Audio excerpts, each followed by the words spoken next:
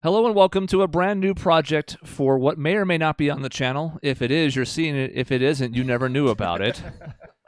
Yeah. We're calling this Wonderlust, and this is basically a Fabula Ultima campaign. Longtime viewers, again, if you're able to watch it, we're familiar with the Anachronism. We did that with Dungeons & Dragons, the 5th edition.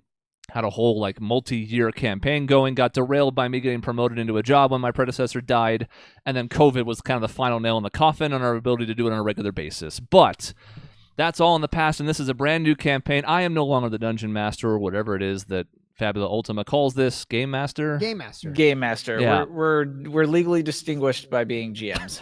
So That is going to be Jason's job. Jason was, of course, a player in our campaign for Anachronism. He also was our original DM when we were playing the 4th edition of D&D way back in the day.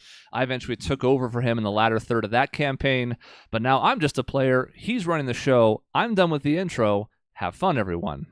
Great. Yeah, and we can do introduction. I'm Sean. You, again, you know me, probably, or not. It's me. Why don't we just go say our names really quick, and we'll go. Peter, why don't you go next? I'm Peter. I'm also known as Crossroads Digital Online. Great. I'm Maisie. Great. So, a good test, we're going to want to maybe project a little more than that, especially when you're covering your face for the... I'm Maisie. All right. I'm very scared. I'm Doug. Kayla. I'm Michaela. Hi. And then I am Jason, and we also have Maya. Hi. You can't see me. Hopefully we can remedy something like that in the future, maybe an avatar or some kind. But yes, hello. You like one of those I'm VTuber new. things. Yeah. Yeah, VTuber would work. Because the problem is, I could show a Discord avatar, but it wouldn't really, it would just sit there. I guess the line around it would be green when she's talking, and that's about the only thing that would be going on then. It's some Yeah. kind of visual indicator. Yeah, we'll work on something. It would also be nice just to know when you're trying to talk more easily than if there's a sea of voices and we can't tell. So the formal part's done, and now we're just gonna go back to Jason has some scenes planned to kind of introduce all the different characters, and it's kind of his show from here on out, and it's gonna be loosey goosey. Let's just have fun and talk. yeah. So I think we'll just sort of hop into things. If there's any questions, let me know, you guys. And I hope you guys, I don't know, have your dice ready and everything like that. But They're on the floor. yeah, Our dice are on the floor. We're ready. we're all ready. It's already a bad omen. But okay, so our first scene is 54 days ago inside the residence of one Steve Pukey. So That's me and my mouth's full. that is you, Sean. That is you. Wow. So you sit at home alone, finishing your lunch. It's not an exciting meal. It really is these days, but it does get the job done. Why don't you take a moment to describe yourself for everyone? Okay. I thought you were gonna be like, why don't you roll a check for like something with the food? Is it Yeah, good? digestion. No. So Steve is like he's like sunsetting. Not like mentally, but like in his sort of like his life as an adventurer. He's gone on, he's done a lot of cool stuff that we may or may not get to in the campaign. But he's kind of alone now, living a solitary life.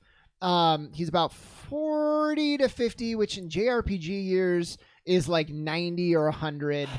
You're basically dead. That's yeah. very old. You're old when you're 30 in Mhm. JRPGs. So he has kind of like longish hair, like Matt Mercer, sort of Tom Cruise and Ghost Protocol. A little grayed at this point. He has a beard, a black jacket with kind of like red trim, which he may or may not be wearing right now. He's probably not. He's probably wearing some kind of rags because he's Yeah, like, whatever fuck you it, do in your whatever. house is up to you. Yeah.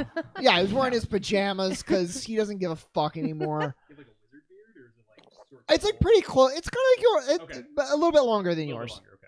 longer, okay. Dark brown hair. His sword, the Dawn Feather, it's very cool looking. It's probably the coolest sword you've ever seen. It's just like on the mantle. It's just chilling. Yeah, that's kind of his thing. He was very practiced in sword magic. during his adventuring days. He's kind of lost connection to that. I won't go into that a lot here. But yeah, it's kind of like his best days are behind him. He likes to stay fit, though. You know, he has a little routine. He jogs. Does like a He 5K on most days.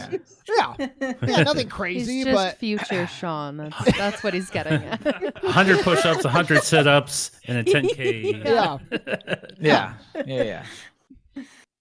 Well, okay.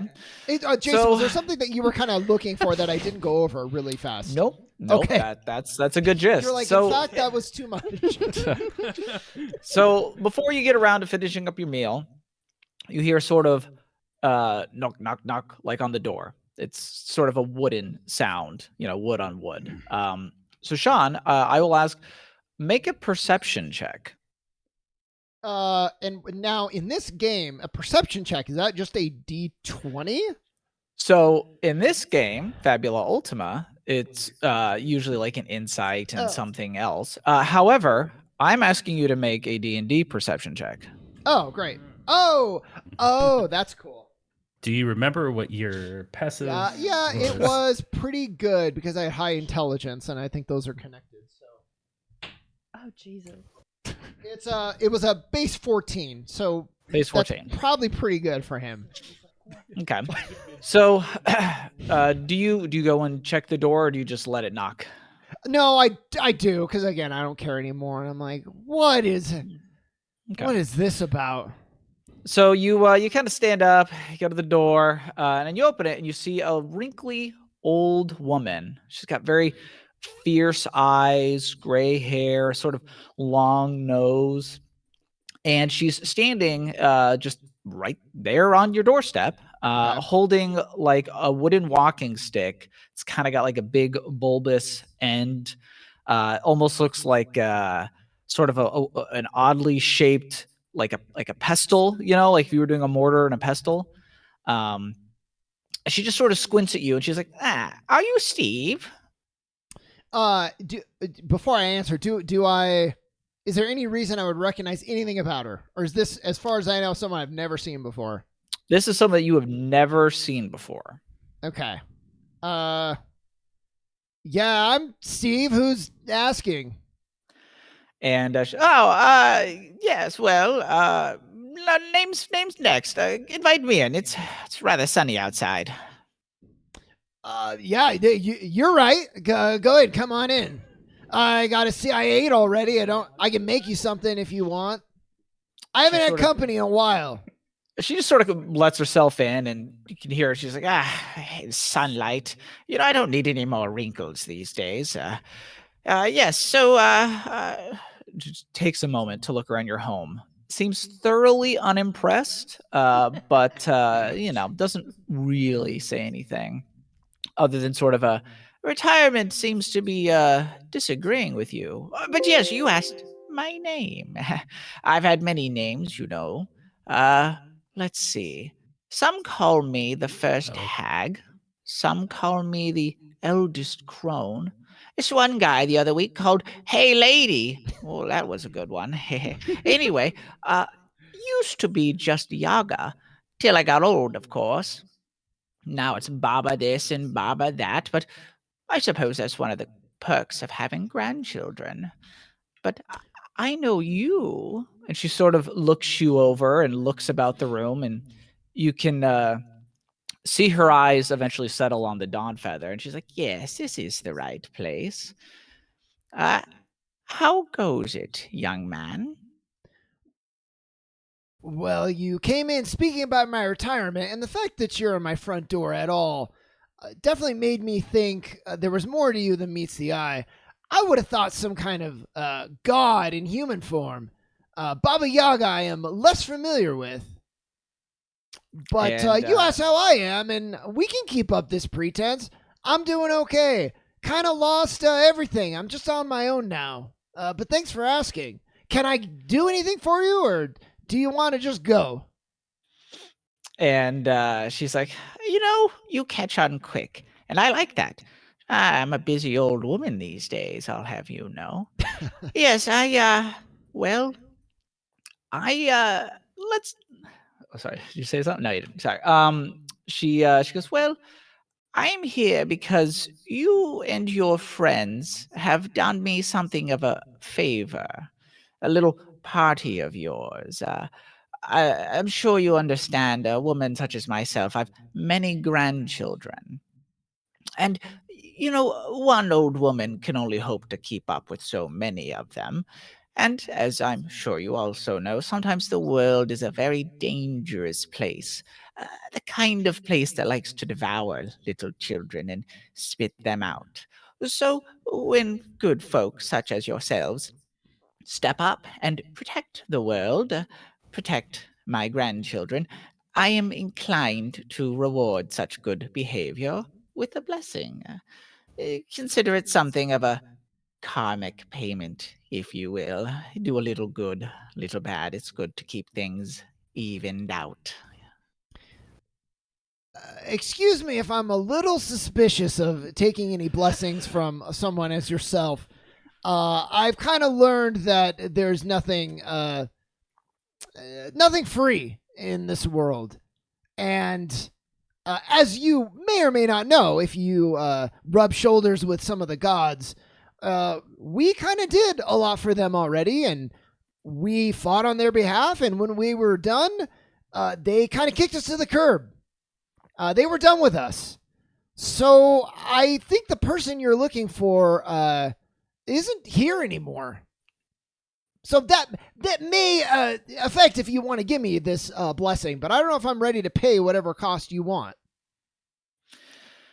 And she seems to take you in as you say it, and it's very hard to discern exactly what her mood is. But she does seem to sort of nod along in agreement with what you say. She's like, it's good that you say these things. The gods are fickle creatures, and frankly, never to be trusted. They're so singular in their focus. Little picture, the trees, not the forest, if you catch my drift. Uh, I spoke to your companions, at least those that I could find these days, and they told me about you and your Marla was her name, a demon with a change of heart. I do enjoy a fickle woman, takes after me, I'd say, but they say she's dead and gone, taken That's from right. you. Hmm. That's right. She Well, she had a chance to make a great sacrifice, and I don't know why. I don't think I'm that special, to be honest with you, but she would have rather spent her last years with me than move on. So she did, and they were great. And now she's gone. and she nods along as well. Well, then I do think that such a thing should be rewarded, but you are wise to doubt me. I cannot say that I am doing this out of the good of my own heart. Let's say that I have people and things that I could use somebody to keep an eye on, and one such as yourself would be very good at such a thing. Um, she sort of looks at the dawn feather and then sort of past it almost. Um, and she says, "You know, the cosmos is a tricky thing. It's so full of chaos and potential. Yet, time and again, its totality falls into patterns that transcend its parts. Maybe I'm getting a bit middly with it, but it's always moving in a way, this and to that. There's a cycle to all things, even fate, if you will. Some places, see, they get lucky. Uh, they, rise and fall. Other places, well, they can become trapped, as it were, spirals of violence and war that doom all of the people within it. Places like that, they sometimes need an extra helping hand, something that they can't do themselves. You strike me as the kind of man that could use purpose in these trying times. Is that true? You're getting to the spot where you're asking me for something, and I'm glad we're getting to that point. I just think that was a long time ago when I was an adventurer capable of helping people. And, I once thought I was destined for greatness. Turns out that wasn't me. And I made peace with that. So I don't know if I'm ready to go back out and help other people. There's a part of me that it's definitely important to me, but I just don't know if I'm that guy anymore. What makes you think that this person isn't you? Experience. You should have seen the whole adventure we just went on. I thought I was the scion for destiny, and I was just right place, right time. Turns out. And she sort of nods a little bit. She's like, well, I can see that you wield that feather of hers. And she looks at the dawn feather. And she's like, I can see why it would be confusing. One such as yourself, you never were destined for great things.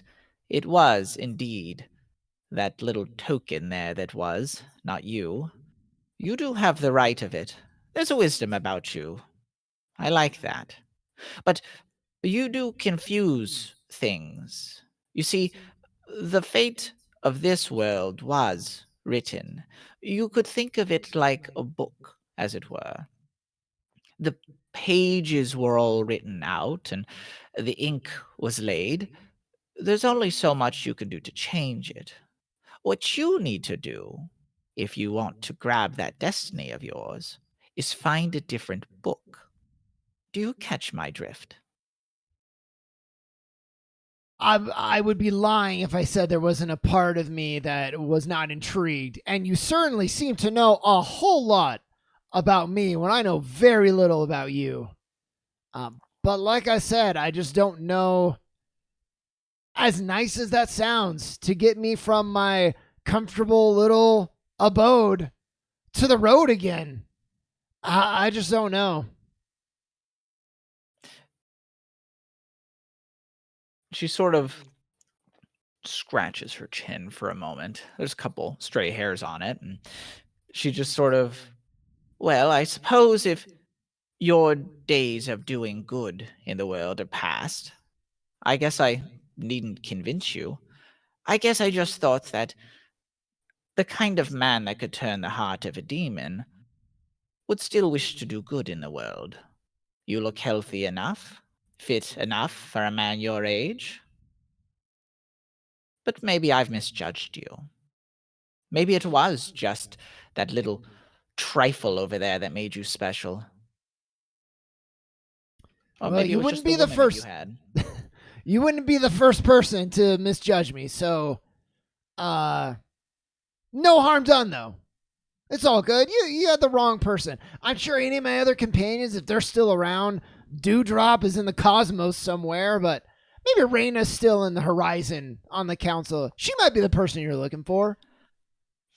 And she kind of nods. She goes, well, I spoke to Raina. Did you know that she pointed me in your direction? That is genuinely surprising. And she walks over to the Dawn Feather, and she actually sort of takes it from the mantle that you got it up on. And she sort of, this trinket that you wielded, it's, how do I put it?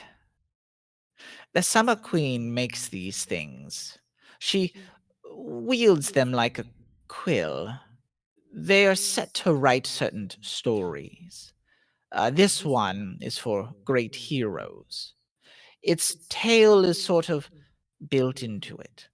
But to wield it takes a particular kind of soul. Either one that aligns with it, or one capable of nearly anything.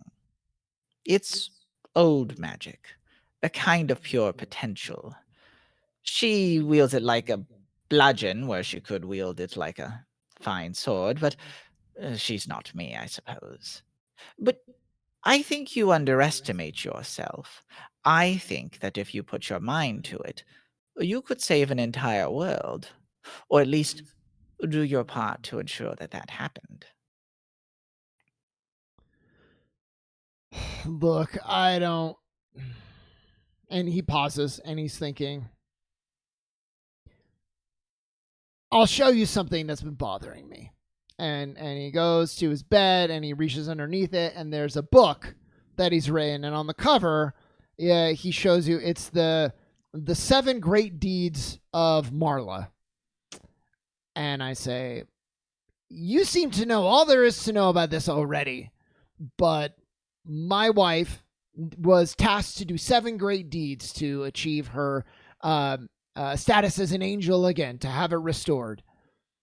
And it's always bothered me, and I flipped the pages over, and there's a bunch written for everything in my handwriting, so it probably sucks, both in content and in form. And I get to the 6th, which has to do with the end of our adventure, and then I go to the 7th, and it's just blank. And I say, we were so focused on enjoying the last years that we had together, we never did get around to the 7th deed. It was more important to us to, we thought we'd have more time, and I'll just leave it at that. If this is a chance that in her stead, to honor her legacy, I could do something good and finish that last deed, and if that's what's on the table for you and you can help me do that,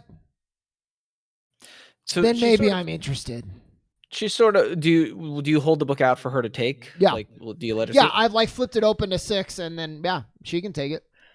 So she sort of takes it and she sort of flips through the pages. And she goes, your friends had mentioned something of the sort. A fate denied to you, but I see now why they were so cryptic. They do care for you, and I think that care is well placed. The same goes for this Marla of yours. But if she is gone, you can build new lives. Take it from someone as old as me, there's still a lot left in you to be done. You shouldn't let her legacy be you in this house eating whatever it is that you call food. Yeah, it's not bad. It's clearly bad. You seem like the kind of man who cares a great deal, and such a thing can go a long way in a world where so few do. You have to understand that when playing cosmic games, they often work like small games. In a game of chess, most often you'll find that when played with those who know, the first choices are the most important. Everything after that is a matter of understanding the optimum move, what should go where and when. In the end, it's all just a matter of time. It's boring. I don't like it myself.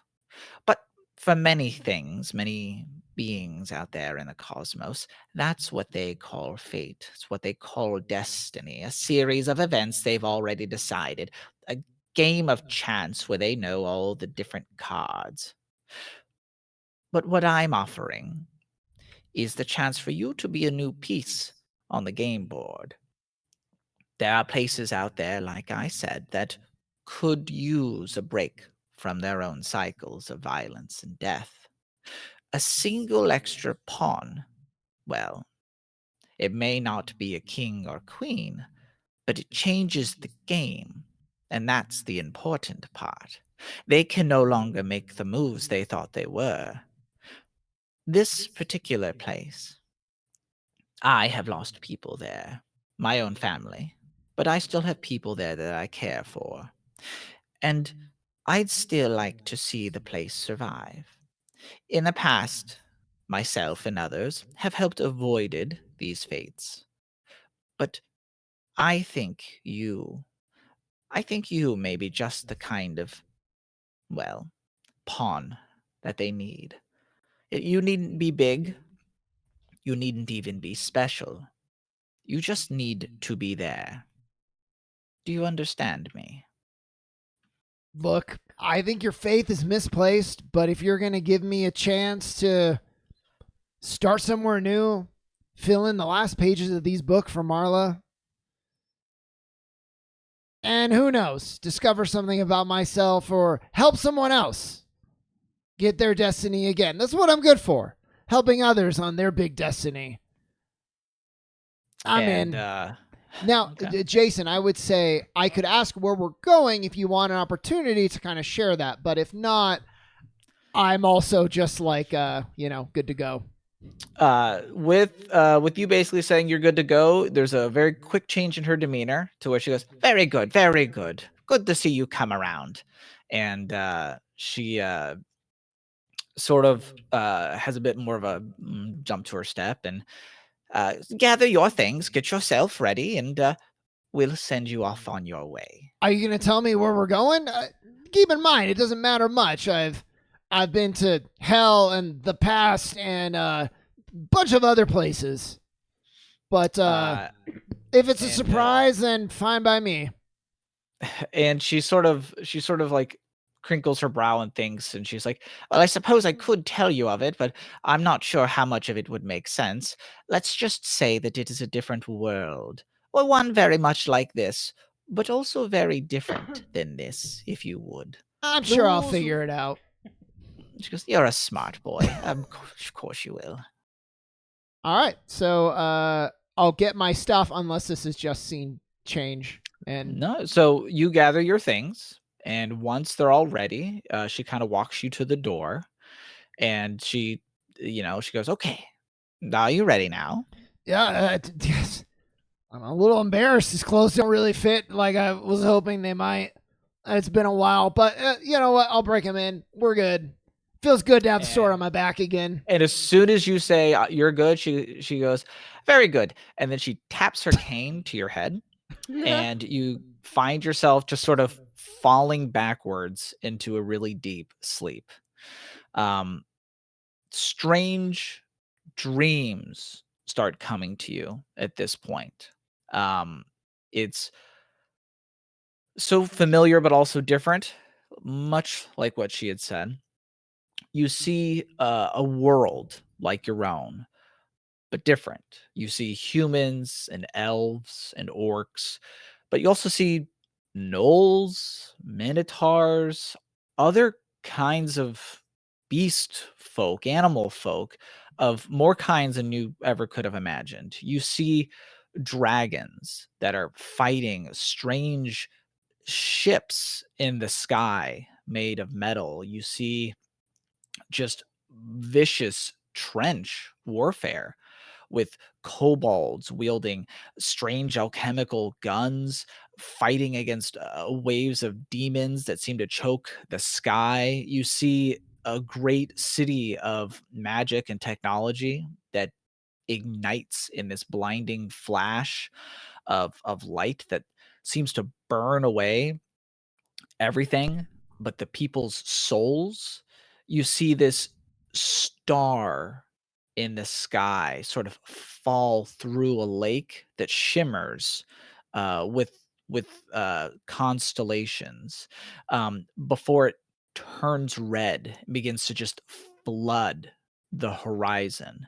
You see a great wall of metal arise. You see fields of ash, and as it sort of fades away, you find yourself in a dark room, and the sound of laughter and merriment is coming from somewhere that you can't quite figure out. You see a singular door in front of you that's shrouded in this sort of mysterious blue curtain, and you can't help but approach it, um, peel back the curtain, and step through. And in that moment, you suddenly find yourself awake, standing in a city. And at this point, I would ask you to make an insight and willpower check as you try to get your bearings. When I was seeing all that shit, I was like, maybe I made a mistake. I want to go back. Yeah. Bed is calling for me. Yeah, those burnt eggs sure looking good now, you know? 13 total. Or do you 13 want total? Oh. just the total? Yeah, yeah. When you do skill checks, you roll both of them and you add them together. And then remember, if you get doubles that are 6 or higher, that's a critical success. Nice. Yeah. Okay, so you look around and you can see that it's it's night. That's the first thing that you notice. And as you kind of shake the fog of sleep away, you can see that there's like kind of white cobblestone, and the sounds of entertainment that you had heard are sort of echoing from a tavern that's just a few buildings down. The streets themselves are almost entirely empty, except for you. And standing there, not too far from you, dumbfounded and confused, you see a dog man of some kind, and he approaches you and he asks you something that you almost struggle to hear in your sort of bewilderment. But Doug, why don't you take a second to describe yourself for everyone? I am a dog, a wolf man. I am maybe a little bit on par with height as far as humans are concerned, but I am built, or I carry a lot of things with me. I am covered with I have pouches and everything for travel. I am I'm just a dog wolf man, carrying a whole bunch of camping gear and supplies around me. I'm a boy. You're You're a very boy. cute. I'm a Yeah, boy. I've seen your picture that Maya started, and you're very happy. Yeah. You're a happy boy. Yeah, I posted the line work in the Gen chat. I don't know if you guys saw that. Very good. I don't know if there's any good way of showing it for the people, but at the very least, maybe we could like pull it across the screen. Chris just has like a little thing going across. Well, we'll have more in future episodes. Yeah. The setup does not allow me to switch windows like that, so no, you will not get that right now. Yeah, we're gonna tease it for later. I already lost the cameras once trying to pull up one thing, and that's 2 layers, so it ain't happening. Sorry. Doug, you just saw a guy basically walk out of a doorway that, in the blink of an eye, was gone. And he just sort of stands there, sort of like, "Ooh, where am I?" What was the first thing that you asked him as you approached him? Sir, are you okay? What is happening? Uh, You're talking. Oh. You're talking to, which is fine, Is it- which is probably Church. normal. That's okay. Okay. We've got a little bit of day's confusion. I'll see. Here, sir, drink this. I don't know if I should. I don't know if I. Air is breathable. That's good. It should make you feel better, feel focused. Okay. Liquid cocaine. Bottoms up, I guess. And so I drink it. Okay, and we will just end the scene there. Oh God. Who Does he knows survive? what happened? Probably both dead. So Maisie was laughing a lot, but laughing at not the funny parts, just laughing in general. Oh, during your story? Yeah. My stomach keeps gurgling. Oh my! No one can hear it. You don't have to Well, I laugh know, about but it. it sounds funny. I can 'cause hear it, so we're both. Peter like, and I, it's just like blah, blah, Great. blah, blah, and I'm like, Great. How good. Sorry. Okay. It was really funny. Especially during your very serious parts. Yeah, it's All like- your No. Great. Thanks, honey. All right. So that's So, scene one that's the and a first half. Yeah, That's 1.5. So, we now fast forward a bit. 28 days ago, atop a windy hill in the Palace Plains. This scene is Gunolf, which Doug, you never actually introduced your name, I don't think. Oh, yes. I'm sorry. Yes, my name is Gunolf, and I am a traveling apothecary. So we find Gunolf along with his grandfather, Wagner, and some of his newer companions, one Steve Pukey, as well as one Albus. Peter, would you like to describe yourself for everybody? That's me. I sure can. So I am a tiger folk, and I'm a white tiger folk. So I'm kind of a rarity in my species for the most part, and a lot of our tribalism is based around combat. I'm like 7 feet tall, pretty built. Hell yeah. I'm wearing black slash grayish armor, and I have a cape that functions very similarly to like an apron. I can spin it around if I need to start cooking stuff. And I'm also wielding a very large cleaver. Very, very important, for all kinds of chopping. Now, all of you are standing in front of a grave atop this hilltop, and the grave reads, "Here lies Scotty, a beloved daughter, wife, and mother. In death, may she finally know the joys of her life." Is there anything you guys would like to say while you're here atop the hill? Who's Scotty? Scotty's my Albus mother. is just. That's So Why am I here? let me ask, do we know why we're here? Like, was Gunolf like, I have a stop to Sure. make to see...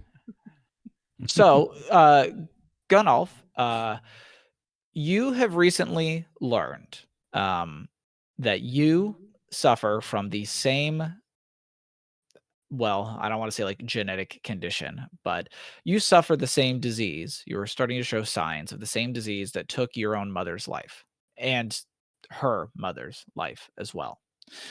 And upon learning this, your grandfather, Wagner, he asked that you guys come and meet him up here at Scotty's grave. He hasn't informed you why he wanted to meet you yet, other than he wanted to meet you. But obviously, I want to leave a moment for you guys to, say something at the grave if you would like. I'll just put my hand on Gunolf's shoulder and kind of like pat, but I'm not really sure. So I give what's called Adolf, which is not Albus. I don't know why. Tiger. Gunolf and Albus fused into Adolf. I give Albus a look, just like, and patting. It's been a while since I've been here. I don't know quite what to say. It's been years. And Wagner, your grandfather, sort of gruffly agrees, and he's like, "It has been. It has been." He just sort of nods mournfully at the grave. And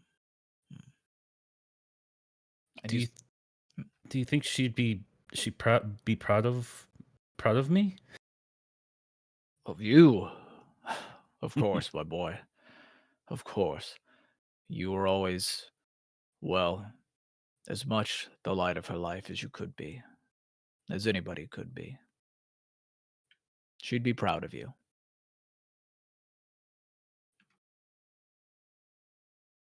And he hangs his silence in thought for a second, letting the sort of empty air grow to almost an awkward amount.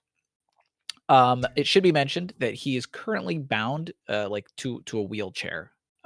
He isn't able to really travel at this point, both from his old age and from like the wounds that he has. He's actually like just missing an entire leg, and a lot of these wounds he's never fully told you exactly what's happened, but you've pieced together that he saw a lot of battle in his younger years. Um, and you always got the feeling that some of the wounds were self inflicted, which isn't as uncommon um, in people that may have run afoul of the flesh curse. Um, a lot of times amputation is the only way to ensure that you're not infected. Um, Uh, and as the do you have a question? I was just going to ask, Doug, you have shared with us your goal by this point, right? Or have you not? I don't know if I would have like fully divulged that even the condition that I'm dealing with, other than my hand is starting to feel numb. And this is the hand that I constantly use for what you've seen for me to tinkering around with things, tinkering around with my magic cannon, and helping other people, and making salves and everything to help people get healthier. Uh, so at this point, you know that I have been starting to feel numb in my hand, and I've probably gone to Wagner for to see if this is something that I need to be concerned about. Oh, okay. Okay, then I would say nothing. Okay. And uh, Wagner eventually breaks the silence. I know I don't speak of it often, but I did try for many years to find a cure for your mother, Gunnolf. Mm-hmm. I traveled far and wide.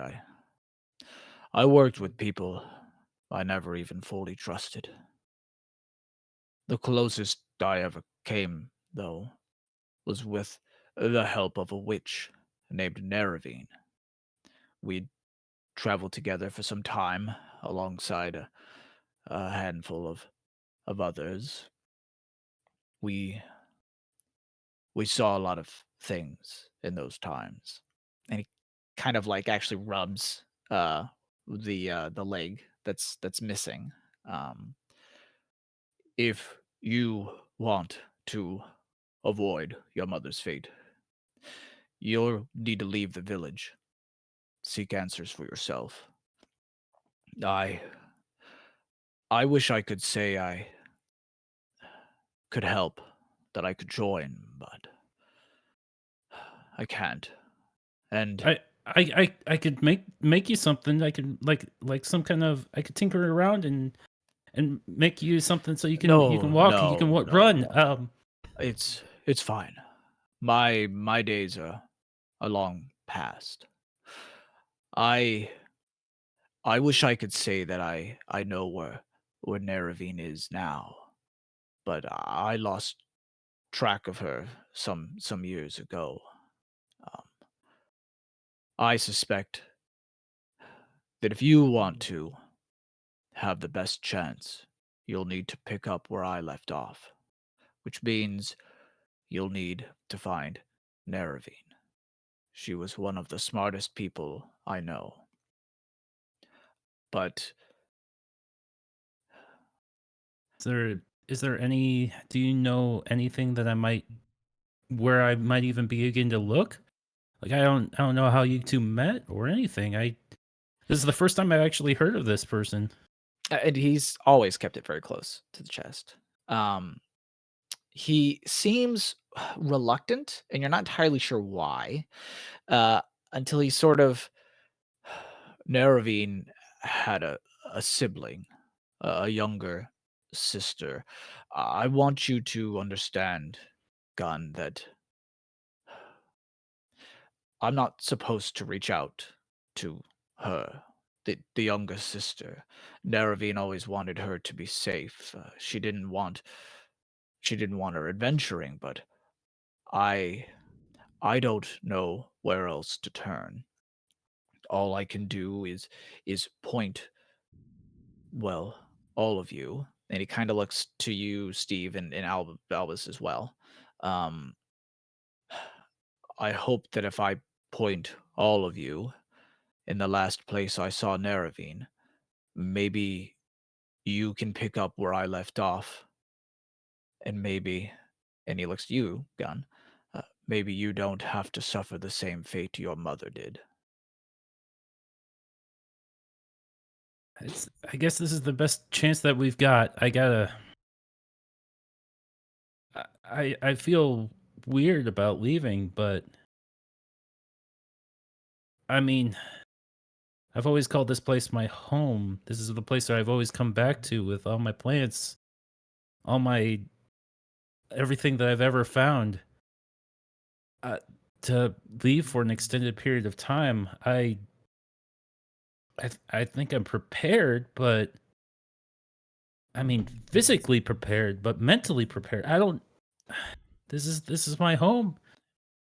Uh, And he kind of waves that away a little bit, and he's like, I I've come to find this place home, but I once had to leave my own home to try to find a way to save your mother. It was the scariest thing I ever did, but I don't regret it for an instance. It's how I got you, my dear boy. I I know it'll be tough. You're well, you know I disagreed with your mother about how she raised you, but I you're a smart boy with a good heart, and you're brave, and that's the most important thing. I was hoping, though, and he turns to you, Steve and Albus.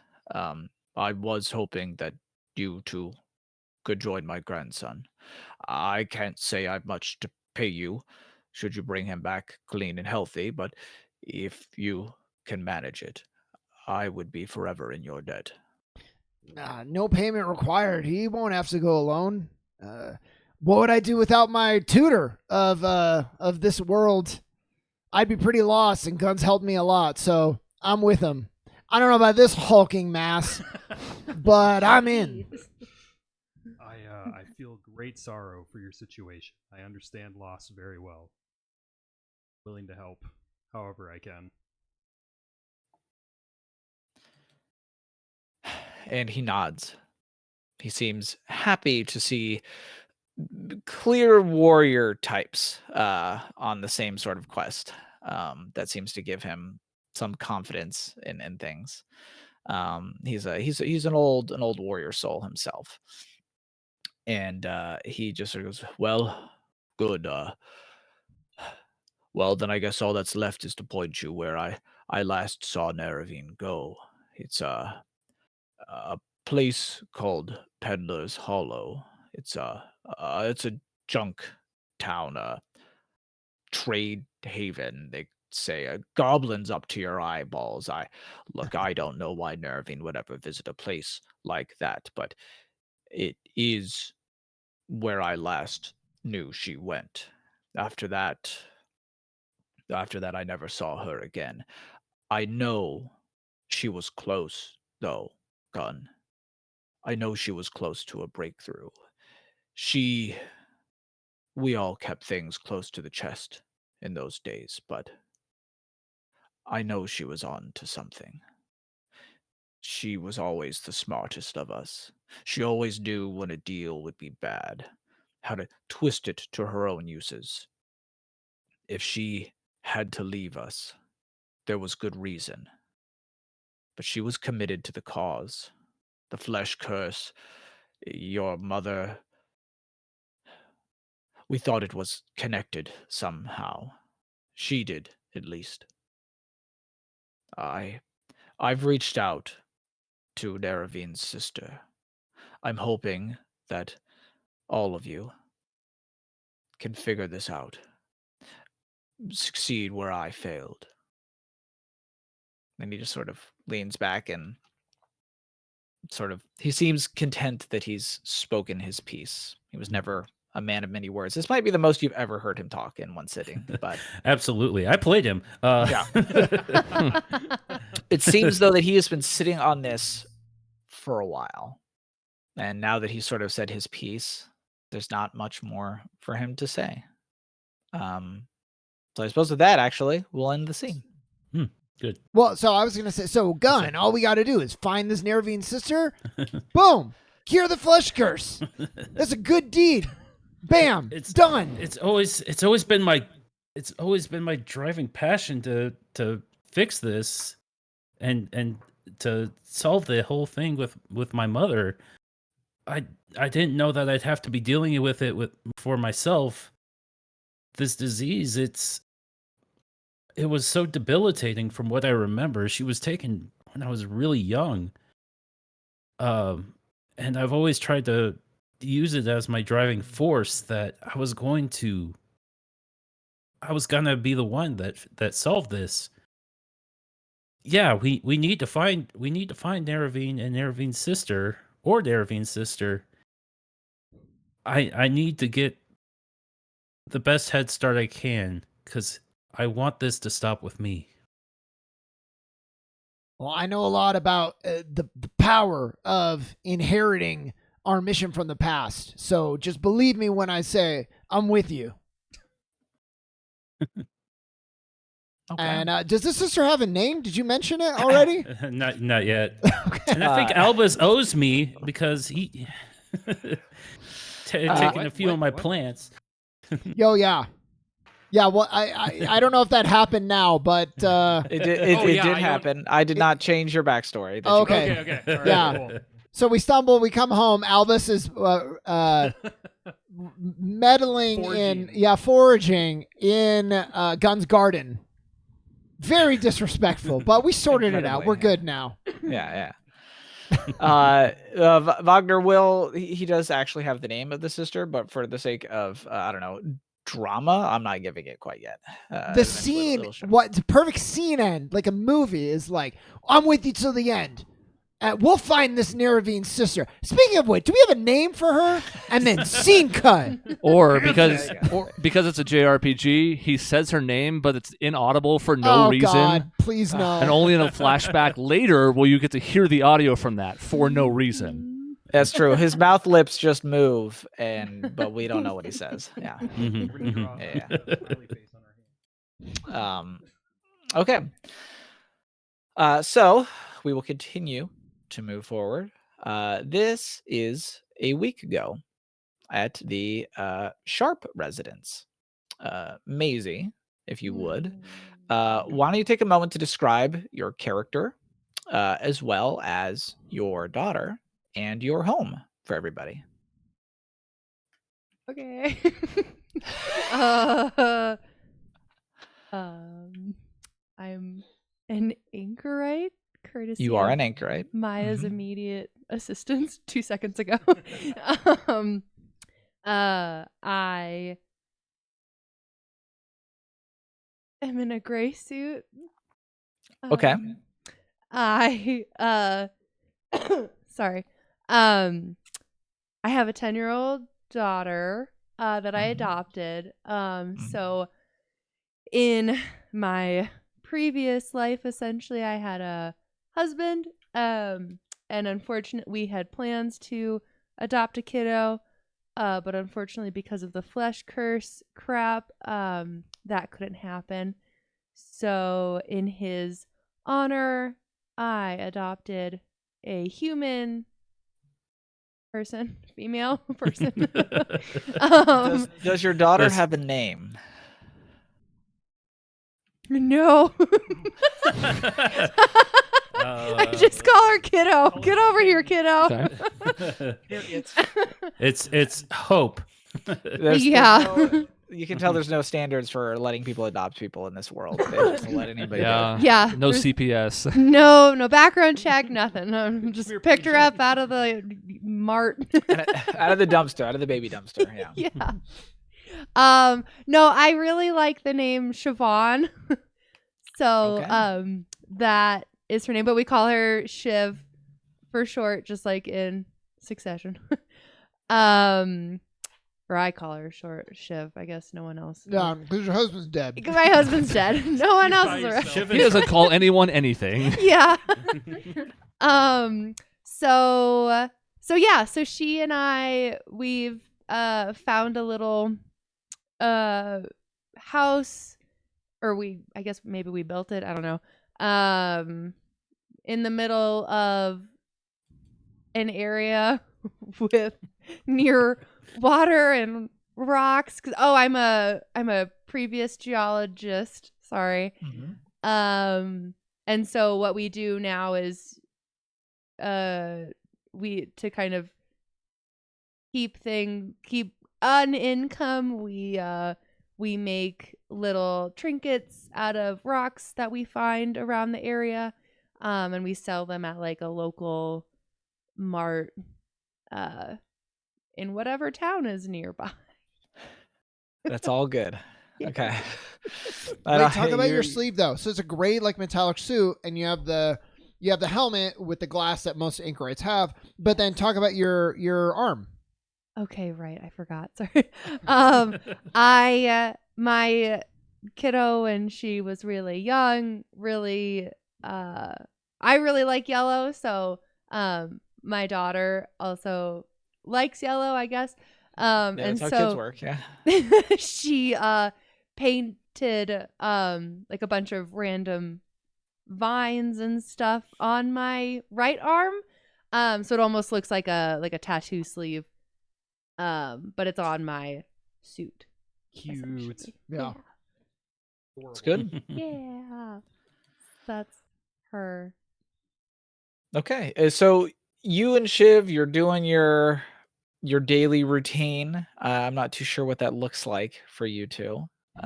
She's probably running off playing, and I hope, keeping an eye on your child as they run around. But if she's 10, she can manage somewhat. Yeah, humans are adorable. It's fine. Yeah, Yeah. and if they die, just bring them back. Like in a Yeah. suit or something. Yeah. Yeah. Um. So like, so as you go about your day, there's not a lot of people. Like you've got neighbors, but like they're kind of out in the country. Mhm. So you don't always see somebody every day. But you notice that a man riding a horse is sort of coming down the road that leads to your home. He kind of has to take the long way. But he eventually jogs. Yeah, the horse is doing the work. He approaches, and you can tell that he's a messenger, basically a delivery man. He's got a couple of like satchels on the horse and whatnot, and so he kind of digs around in one of them and he pulls out like a small box shaped package, and he just sort of looks at it, looks at you. Are you Marie Sharp? Yes. Perfect. Thank you. And he just sort of hands you the box and he goes, "Here you go, delivery." In this world, do they have like return addresses and stuff, or is it literally just a box? It is just a box with your name and address on it. Okay. Do you know where this came from?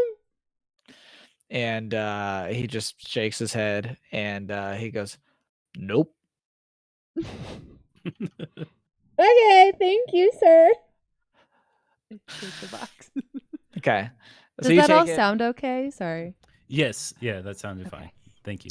and so he once you take the box, he immediately, yeah, and gets the horse going, and he goes and leaves. Clearly got a bunch of other things to deliver, and does not care. Mm-hmm. So, eventually, there's a guy, Shiv comes running over and is just like, "Oh, mommy, what'd you get?" I got this strange box. You want to open it with me? Yeah. Do you guys open it? Oh, we'll go inside. and Okay, open it okay. on the kitchen table so that if it explodes our entire house. Yes. Right. Yeah. You're Good. Yeah, Kills yeah. both of us. It's important to be. Yeah. You got to be. Okay. So you head inside, and you sort of, unwrap the box. It's not particularly like they didn't do that. They didn't double, triple wrap it. They're not. They're not fucking with you. And as you open it, sure enough, there is actually a wooden box in it that was wrapped around with sort of like a paper and everything like that. And when you open the wooden box, you find that there is a written letter, like a piece of paper, kind of rolled up inside of it, as well as a small disc that is sort of etched with lots of tiny magical runes. Um, you, uh, being the academic that you are, you recognize that this disk is something called an eidetic memory disk. Sometimes they just call it an e-disc. An e-disc. The disk itself is sort of think of it like a more modern kind of. I don't want to call it a technology, but a more modern application of sort of artifice, magical artifice. They are ways that you can store not just like information, but sort of like a memory. You imprint it on the disk, so it kind of adds a new, like a deeper layer to information storage, because it doesn't just contain information, but also sort of emotional, whatever, let's say, baggage goes along with whatever it is. So it's a more complete picture, so to speak. You typically only need to touch one in order to access the information on it, and they can also be set up so that they will only sort of reveal their contents to people who match whoever like imprinted on it wanted it to. Oh, cool. Yeah, there's it. It's about the only weakness with the sort of the technology, so to speak, is that like if you imprint one on a person, because it goes off memory, if that person say changes too much that you say wouldn't recognize them, it actually also won't recognize them because it's sort of stuck at however they thought. But they're still very useful. Like the Church of Knowledge and stuff tends to find them very handy when trying to sort of like set in stone the like true like experience of an event or things like that. It's a thing that they'll use. So there's that, and there is the scroll. I don't know which one you would like to look at first, or either. Don't be like neither. I'm just gonna leave it. Push it to Yeah. the side. This is a great box. Anyways, you want to have lunch? Yeah. I'll go look at some rocks. Yeah, I want bologna. I'm gonna, or I guess, Shiv sees that it's like just a bunch of paper and stuff, so he's like, I'm bored, I'm gonna go outside. So she leaves. If I'm allowed to say that on her behalf, or Sure. Yeah. I guess I can that's just. fine. She's your daughter. I think you can. Well, I Yeah, don't know. just tell her to go play. Go to your room. Yeah. And so I'll do the scroll, the paper first. Okay. You unroll it, and it's not particular. It's a single piece of paper, and it basically is a written letter of permission, or I guess printed. I should say that they do have like, what do you want to call it, printing presses and whatnot. But it's a sort of letter of permission that grants access to a place called Freegate Research and Containment. If you'd like, you can make a insight check for me to see if you are aware of what that place is. Yeah. I need 2d10. Please. Thank you. Okay, 1 sec. Oh, shit. Well, your mask fell off. I'm dying.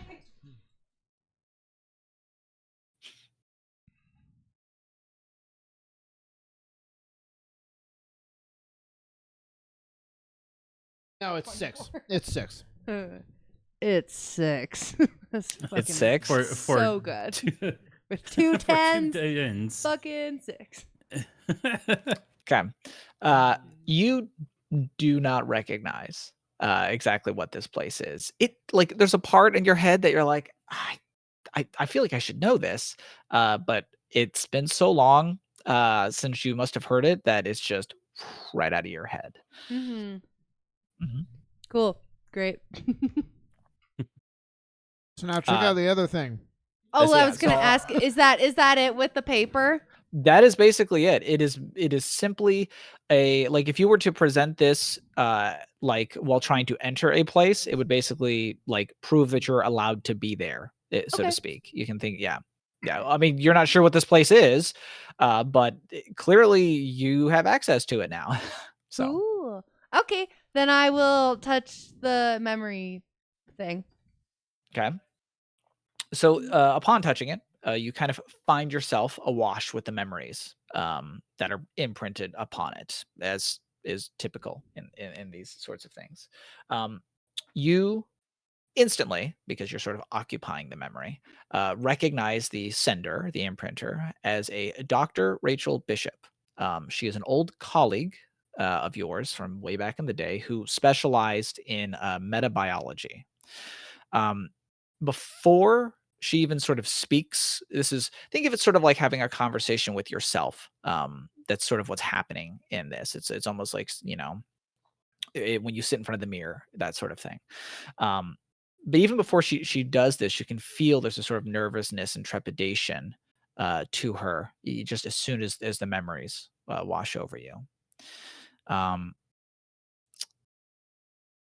I need your help, Sharp. She starts. I shouldn't have scoffed at you all those years ago when you said you wanted a daughter. A quiet life. I understand it now. And you can sort of feel a sense of love and like warmth, similar to kind of how you feel for your daughter. Although, oddly, since this is sort of a memory that comes from a living person and not an undead soul like yourself, you kind of can't help but feel like there's a bit of a vibrancy to her emotions that your own lack to a certain degree. Mm-hmm. But she continues, it's why I've sent you this message. I need your help. I've met someone that I've come to see as the daughter I never had. And a face kind of comes alive in your memories, her memories. They get a little intertwined at this point. And you see the face of a kind of a young woman. She has like bright, curious, kind of pink eyes, and there's like a smile on her face. This is kind of clearly a memory of a happy moment, almost kind of frozen as Dr. Bishop would remember it. And sort of oddly, as you take in the girl's features in this memory, you notice that her hair seems to have like feathers woven into it, or perhaps it's made out of feathers. You kind of try to focus on the detail, but the knowledge within the disc itself kind of eludes you, almost as though it wasn't included or avoided. Um, but Dr. Bishop continues, she's in danger. The Empire is going to torture her, study her. And you can also feel the emotions with this. It shifts to pain, sadness, but also guilt. And you can almost hear cries of pain in a young voice that you kind of recognize but have never heard of. And it's unclear if this is a memory or like an imagination of what could happen. Um, and the mood continues to sort of warp to becoming desperate, paranoid, conspiratorial. I can get her out of this place, but it'll be dangerous. I don't worry for her. She's strong, stronger than I'll ever be. But she has no other family, not here, not any that she can reach. If if I fail, if I don't make it, she's going to need someone to look after her, Sharp. Someone she can trust. Someone I can trust. I realize I'm asking a lot. You've got your own family, your own worries and concerns. So I'm going to sweeten the pot, make you an offer that you can't refuse. And you kind of begin to feel a certain desperation take hold in the memory. It's very fervent now, almost suicidal, even. You get the feeling that Dr. Bishop knows, or at least feels, that the very act of recording the disc that you're holding is probably already sealed her fate. If you come to the Freegate Research Facility and help me get her out, help me keep her safe, I'll tell you what I know about Leopold. And That's your husband. Leopold is your husband. So, and memories flash in your mind, both yours and hers, of your late husband. You sort of see his face. You remember like the smell of his cologne, the sound of his voice as he gives a lecture. You see events that you attended with Leopold in the past, both from your own perspective and from Dr. Bishop's. You also see fragments of memories, papers, documents, maybe blueprints. Kind of like before, the details elude you. Whatever Bishop knows, she was careful not to let it be included in the disc itself. He's not dead, Marie. Not anymore. And the things he's working on, let's just say that we both owe it to our daughters to ensure that he ends up back in the grave. I've included the necessary paperwork to get you into Freegate. Take the military tram and meet me there in 1 week. If you do this for me, I promise to get you everything I know about Leopold. Please, Sharp. I don't care what happens to me. I just want her to be safe. And with that, the memory ends. And the Bum, disc bum, is bum. Crazy. He's not dead. so yeah, with that, we can end that scene unless you have any questions for me, Maisie. So I do. Did I understand correctly that this bitch wants my husband to die again? Yeah. Yes. But you don't Yeah, know that's what I why. gathered. But he's back. But you But should also feel like, oh, he's alive. You should be And feeling hasn't very talked to me? confused. Yeah. Well, I do. Because like he's alive, but he didn't tell me. If Oh, yeah. if it's true, even, and he's working on something terrible.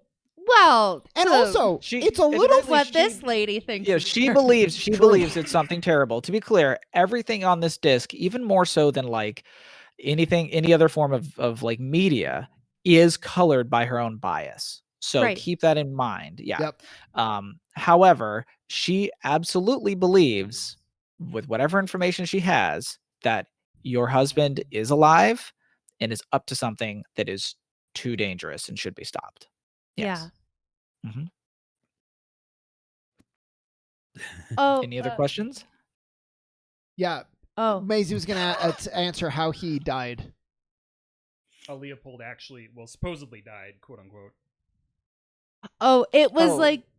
Yeah. Go ahead. So he died. In fact, this was sort of hinted at in the dream that Sean had. He was there in the city of Keslov when basically an experimental device accidentally detonated and sort of basically turned like a huge percentage of the population into basically undead, just ghosts. It just foofed away their bodies, and all that was left was the ghosts, yourself included. You were one of the victims of that event. Yeah. Eventually, though, as they investigated what had happened, your husband turned out to be one of the people involved in that research. And for that reason, he had never been allowed to come back as an anchorite, such as yourself. Whereas you, who were deemed innocent, you were allowed to basically come back. So Right. he allegedly died. Allegedly. Now, Maisie, I have a quick question though.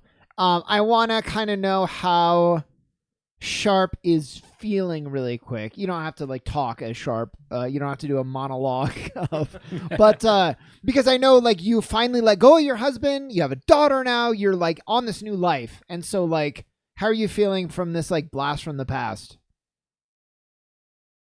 Kind of literally. No, you don't have to talk in the thing. Oh, okay. Okay. She's definitely feeling confused, but very like excited because, of course, she misses her partner that she's been with for, however long they were prior to the accident. And so, in that regard, she's very hopeful and very excited at the possibility that, that Shiv could have a father, but also a little scared of, because obviously Sharp and Bishop have a really good rapport, and so Sharp would respect and at least, uh, sorry, like understand maybe where Bishop's coming from, like, respect that thought. So there's a definitely some fear, but definitely like of the sort of 100% going to both obviously help the person in need of help, and also to learn more about Leopold. That's his name. Leopold is your Yeah. husband's name, yes. Yeah. I want to. I want to hear you tell your daughter that you have to leave. But not right now. We don't have to do that right now. That can We be will later. move on from there, and we Yeah, not yet.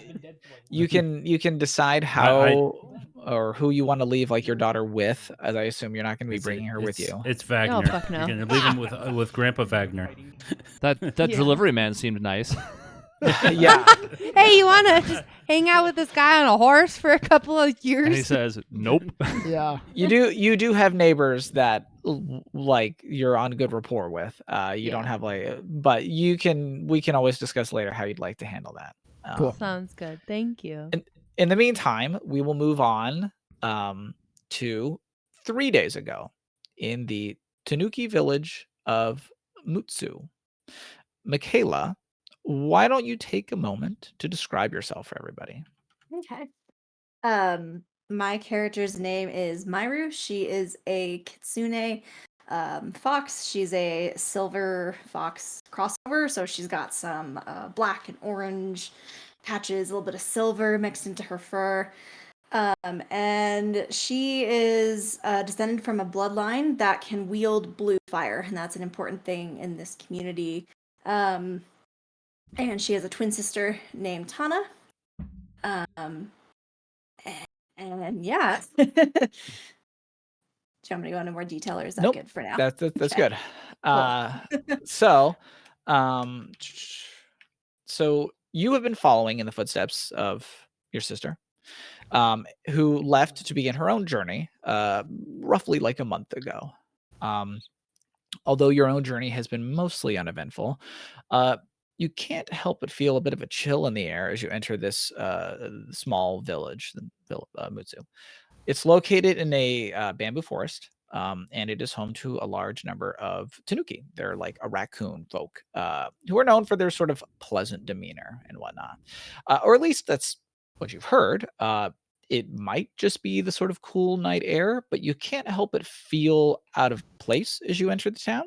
All of the buildings seem to be closed already. I mean, it's late, but not that late. And all the villagers are indoors. And as you walk deeper into the town, you see a Tanuki woman filling a pail of water from a well that's sort of located right in the middle, the center of town.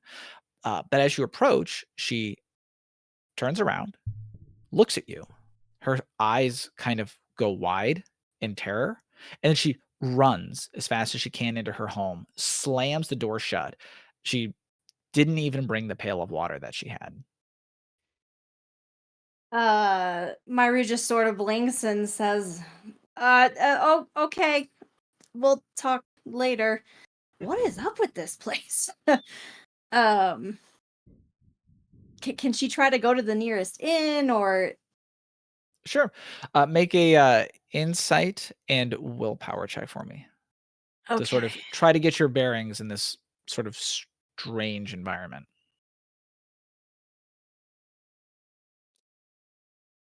While she's Which rolling, dice do I roll for this again? So Sorry. you'll roll. So whatever your insight is, and then whatever your willpower is, you'll So roll. an 8 and a 10. Okay. Kit, what? Maybe this is part of the secret and the journey, but you said she's journeying, and maybe I missed it. Why is she journeying? That's a great question. Okay. We haven't answered Okay. that yet. Just Yes. wanted to double check. Mhm.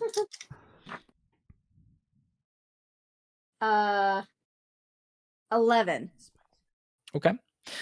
Looking around, you kind of try to like make out like shape of the building, like, ooh, are there any like prominent signs or whatever? This isn't a particularly big town, but it is about the only thing that makes it hard to navigate is that because it's sort of a bamboo forest, any of the areas where like the bamboo is grown in a lot block off your vision a decent amount.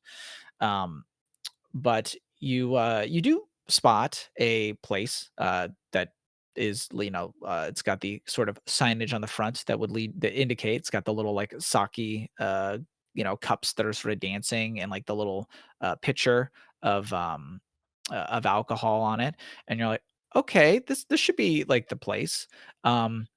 But even as you approach, you quickly recognize that there's no lights on the inside, and if someone is home, they are not welcoming anybody. Um, and before you can even look around, there's this loud noise behind you that you takes you by surprise. Um, and it appears to just be a man. Ah, hello. And as you turn around, you see a large Tanuki man, round almost to the point of sort of being circular, and he's kind of got like a wide brimmed hat, and you notice that he's got a uniform that you recognize to be like a guard's uniform. It's got like a little piece of armor that maybe looks a little too small for him, but he's got a very large smile across his face, and as you spin around, he almost kind of seems like equally surprised by like you. And he's, oh, wow, you're quite beautiful. No, I mean, yes, you are. I just, my bozo, Madame will be so mad at you. Oh, but I must keep my manners. Pardon me if I started you. I am Bozu, the god. And her tail is like flared out when she first turned around, and her ears like super flared. So now that she's kind of calmed down a little bit, she said, "Oh, yeah, no worries. Just caught me a little bit by surprise. And he, Rosie, oh, you said your name apologies, was." apologies, and he just interrupts you. Yes, I am so sorry. I'm so sorry. Uh, and he goes, you, uh, what was your name again? You can call me Myru. Ah, Myru. Yes. Ah, may I ask, what are you doing here in our town? Yeah. I've been journeying on a quest for about a month now. It's a part of my home, my culture. Um, I'm on a quest to find beauty in the world, whatever that looks like, and that quest has brought me here.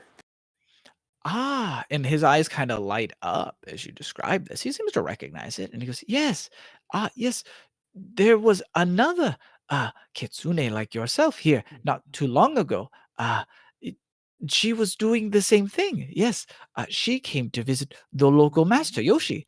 Uh, has anyone ever told you that you kitsune, you look a lot alike?" Oh, yes. You must have met my twin sister, Tana. She's also on the journey as well. She started before I did, but so you said you met her here. Oh, well, I I saw her. I don't know that I would say that I met her. Madam Maid doesn't let me talk to a lot of people.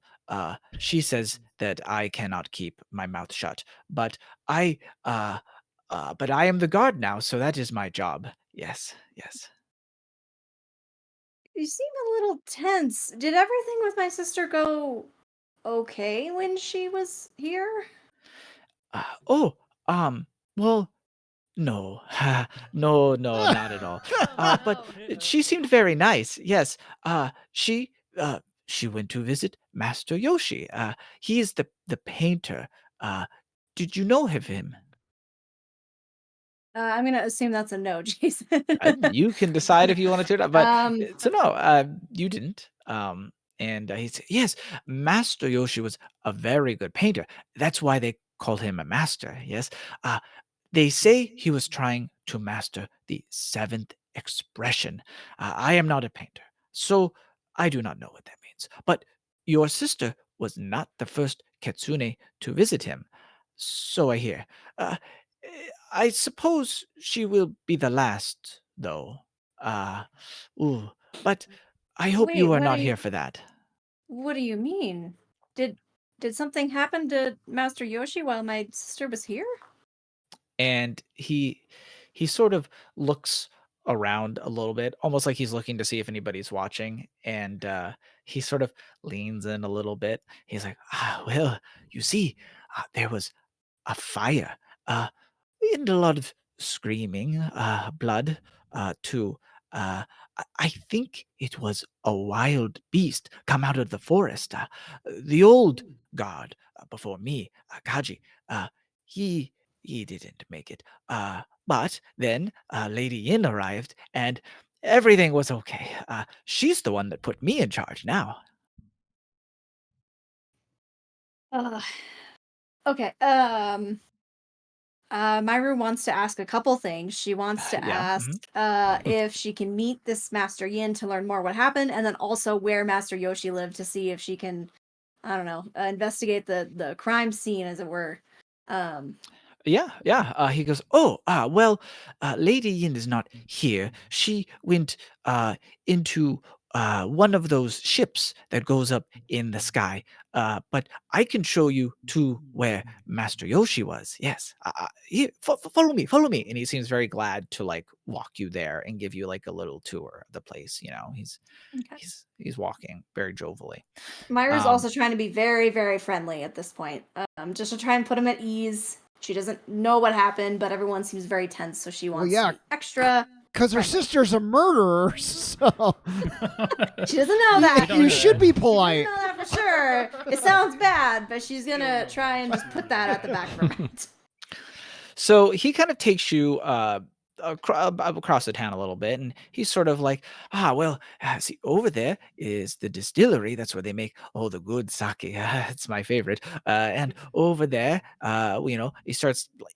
It's just telling you things that you don't need to know. Like, oh yeah, there's the well, and you're like, I can see what the well is. But he's doing his best, and he kind of takes you. It's not far out of town, but it is sort of out of the way. You can tell this is probably somebody that enjoyed their privacy, but didn't want to walk too far. And it's sort of a bit of a winding hill that goes up to what was left of a small house. And there's enough bamboo around that you would have some semblance of privacy if you lived there. And as he takes you up there, you can already kind of smell like what's left of a lot of the sort of ash, the burnt wood, everything like that.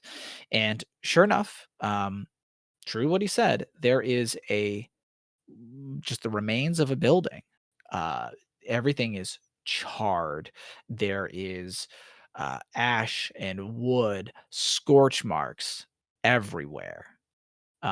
If you'd like, you can make a insight roll to kind of try to suss it out, or if you, uh, I guess you are tied to the element of fire. If you want to kind of draw on that, I guess you could make a what would be like an insight and a willpower. I think I'll do insight and willpower. I want to try and tap into the fire, see if I can tell if my sister did this. Okay. Yeah, when Jason was saying like, I think you used a was Jason. I was like, oh no, Master Yoshi. 14. 14. Okay. So you sort of extend your senses outward a bit. You feel the sort of elemental energy. There's many different elemental energies that exist in this world. And as sort of aligned as you are with the element of fire, you reach out with your senses and try to get a feel for sort of, I don't know, the taste, the memory, the sort of feeling that it is here. You sort of kind of let it kind of wash over you. And you can already tell just from sort of the uh, let's say first whiff of it, that this was not foxfire that did this. This was the kind of like alchemical fire that is often used to burn away any kind of corruption or disease. Sometimes it's used against like the flesh curse, things like that. It's the sort of thing where when you want to make sure that there's nothing left but ash, this is the sort of thing that you use. But it isn't from your sister. Um, and as you kind of piece that feeling together with what you see, you quickly sort of notice that given the scorch marks and the way that the building is sort of fallen in, and specifically the lack of any bones, there's no bodies, there's not even any like blood left over. You get the feeling that um, this fire might have happened after everything else and was maybe more of a means of removing evidence than anything else. Mm, very interesting. Okay. I guess I'll relay this information to the guard. And he kind of nods and his eyes get a little big, like you're blowing his fucking mind right now. He's just like, "Oh, I you're very smart about all these things. I only heard about them. Well, I did hear some of the things, but oh, I wonder if that was Lady Yin. She did have those men with her, of course. But surely she wouldn't have destroyed the building without good cause. No, no. She's very smart, of course." Um, Myri just nods and says, "I wonder." Um, go ahead. No, and so he sort of like he actually like grabs a stick and starts like kind of poking around in there, and he's just like, "You're right though. There are no bodies. I wonder what happened to Kaji." And he's just, you get the feeling maybe he is not as knowledgeable as he let on about what has happened around here. um, is this all that we can glean right now, Jason, from the quote unquote Uh, crime scene? It is, unless you would like to try to tackle it from another angle. Mm, I don't know what other angle could I do, like trying to discern what happened before this fire, the alchemical fire. I mean, there's certainly different kinds of magic that can do that, but you don't know of any in particular that would do it. Okay, that's okay. I will thank him for showing me into the crime scene then. Mhm. And then So you go to leave, and Mhm. as you walk back down the hill, obviously Bozu he goes to Mhm. join you. But when you reach the bottom of the hill, you are greeted by somebody, a number of somebodies. You see a Kirin woman and her 4 bodyguards. Mm. The Kirin woman, Kirin are sort of equine. They almost sort of look like unicorns, as it were. They have a singular horn, but their body has sort of like scales that often have a sort of iridescent, sort of starry quality to them, and likewise their manes, the hair on them also has a sort of cosmic element to it as well. It sort of shimmers with like starlight and whatnot. This particular Kieran woman has sort of a dark countenance to her, not necessarily in an evil way, but in that uh, she's very dark. Her mane is sort of like looking into like really deep starry sky, that sort of thing. And the bodyguards that are with her appear to be anchorites. You've probably seen one or two in your time, but these ones are their suits are sort of all black, and the helmets that they have are tinted as well, such that you can't actually see the face of the soul that inhabits them. That's So they're sort scary. of yeah. Um, and as you get to the bottom of the hill, the Karen woman, she speaks to you. Greetings, miss. I am Inquisitor Yin. Would you mind telling me who you are and what you're doing here? Myru nods and says, "Oh, Inquisitor Yin, yes, I actually just heard about you earlier. My name is Myru, and I am a kitsune journeying on a quest to find beauty in the world. And I only just started my quest, and it brought me here. And I heard that my sister was here before, and that maybe something happened with her. So I was just going up there to, Master Yoshi's house to take a look." And at the mention of a sister, her eyebrow raises and she goes, Your sister? Tell me about her. Yeah, well, I mean, we're twins. So we look pretty similar, but her orange patch is in a different spot than mine. Anyway, her name is Tana. Uh, and she came here before. We're both on the quest, but we're not necessarily going to the same places all the time. So it was just completely by accident that I came here too. And she sort of smiles and nods. Yes, an accident. Well, accidents make for poor coincidence in my line of work. It pays to be cautious. Miss Mayru, was it? Um, if you don't mind, I'd like to ask you a number of questions. Is that okay? That's probably fine, but am I under arrest? And I need to call my she lawyer. sort of she says, well, you are going to be under confinement for a bit until I am able to ascertain the truth from you. We have means of ensuring that the words you speak are the truth. But unfortunately, I will need to relocate you to a more proper facility for such things. I hope you don't mind. Relocate you to a dungeon. Sorry for the inconvenience. I Myra assure just looks you, I assure you we can return you here on your journey if everything that you tell me checks out as you have said. But unfortunately, your sister, as you say, is at the heart of a particularly concerning incident. I cannot say more than that as it is. Your help in this matter would be most appreciated. uh Myru nods. She understands the severity of the situation. Um uh and she says, I'll help you however I can. Do you really think my sister was behind all this? I mean, I can vouch for her character.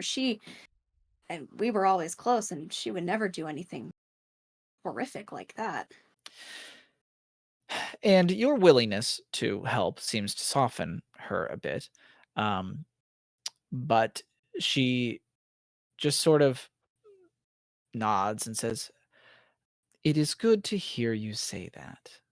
However, Miss Mayru, if this is true, then perhaps the concern I have is, well, if she is the person you say she is, then we may all very well be in danger. So if you could please come with me, it's only a matter of formality, of course.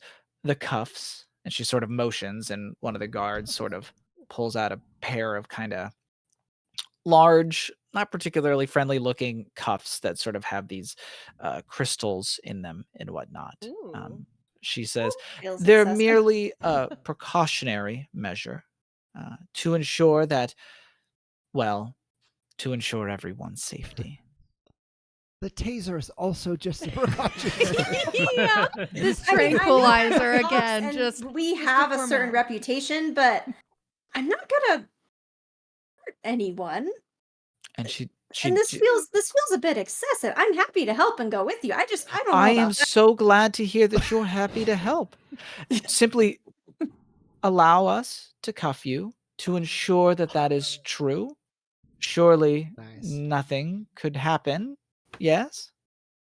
Nothing will happen. And then her ears are kind of back at this point. She's a little aggravated, but she's gonna put her hands out of like, okay, put these things on. You know, Okay. fine.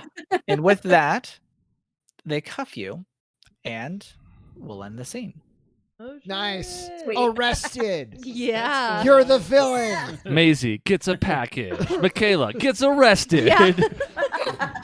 I get a talking from my grandpa. Yeah. Some people got talked to by old people. Some people got arrested. That's a crime in itself sometimes. I'm just kidding. I love old people. So, our next scene, moving forward, is 36 hours ago in the town of Peddler's Hollow. Chris, if you wouldn't mind, maybe describing your character for everybody. Hello, I am Chris. I never said my name in the intro. That was 2 hours ago. So Roz, who has not yet been named, Rosalind, is a human, above average height, not tall per se, but slightly above average, maybe 5'8"ish. Long black hair goes beyond her back. Is not nearly as crazy as the reference materials I gave Maya, but still very long black hair. White top, a loose-fitting jacket that sort of hangs on her shoulders. She's not fully wearing it; just kind of drapes off of her shoulders. It's hard to tell if she has one belt or three. It's just a big belt that might be made up of several. You're not entirely sure, but you know it's Nomura influenced. Black shorts, and sort of a regal is sort of the wrong way to describe her nature, but she just has this sort of air to her of calm and cool and collected, but maybe also aloof. But that's Roz in a nutshell. Okay. Well, as far as catching you up to speed here, after years of sort of waiting and sort of wondering, you have finally gotten a trail to follow in your search for your older sister. Your contact, Alashira, was the first to alert you that somebody had been asking around for you, some dog folk and his companions. Now, you were hesitant at first, as the dog folk was traveling with like a white tiger folk, and they're pretty renowned for their martial skills, which kind of made you a little, a confrontation could be risky. But Alashira had assured you, she's like, nah, Roz, I don't think these guys are trouble. For one, the tiger folk is some kind of gourmand. He just spends most of his time cooking. I only seen him break up one fight. I'm not sure the humans deal some kind of, I don't know, old adventurer, I don't know. And the dog folk keeps giving people advice on how to like mix the local sewer fungi into remedies and stuff. I mean, don't get me wrong, they're weird, but they seem like decent folk. So you approach them and you got the answer that you were looking for. They had heard from essentially Wagner that the last place anyone had seen Neravine was Peddler's Hollow. Now, Peddler's Hollow is sort of a crap place filled with crap things, which makes it perfect for goblins, kobolds, and those looking to hide something valuable amongst a market of trash. There are stalls that sell animal bones, rocks of all shapes and sizes, not particularly valuable. They're just rocks, but they're there. There are gears and mechanical bits that seem to be more rust than metal at this point. You actually managed to find one goblin that actually just sold rust along with a bunch of other like colored like powders and additives. Well, good for painting, he said. But you're pretty sure you saw him dip his finger into one of the piles and then lick it. So who knows? It took some sniffing around, literally and figuratively, in the case of Gunnulf and Albus. But the four of you have managed to track down the most likely place to have any kind of clue. It's an old bookstore built into the side of one of the chasms that make up the city, and it just says Book Nook. At least that's what the sign outside says.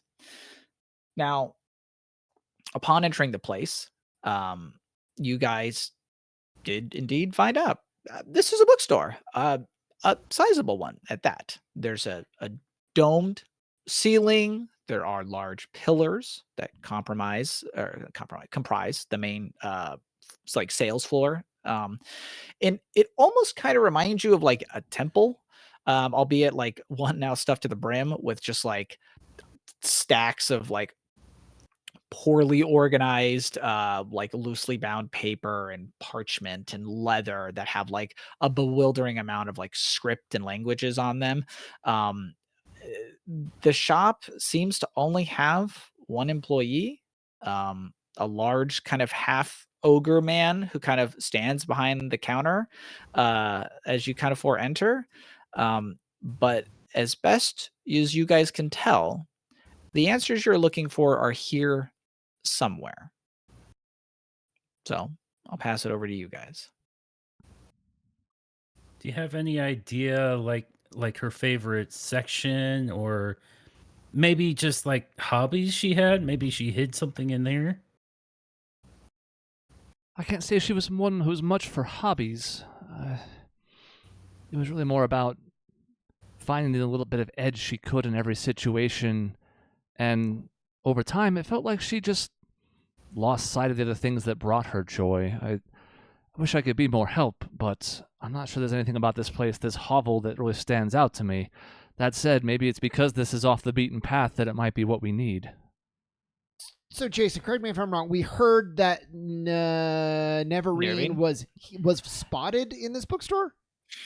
In this town, and you've basically ruled out any other place that you think she may have visited, essentially. Either places are too new or no one had seen anything close to her.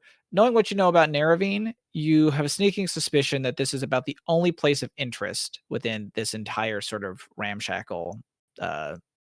It's essentially just a market that's become a town in and of itself. Albus, you should ask the employee if they saw who we're looking for. Someone was in the store. Why me? Why don't you ask? I'm like a minority in this world.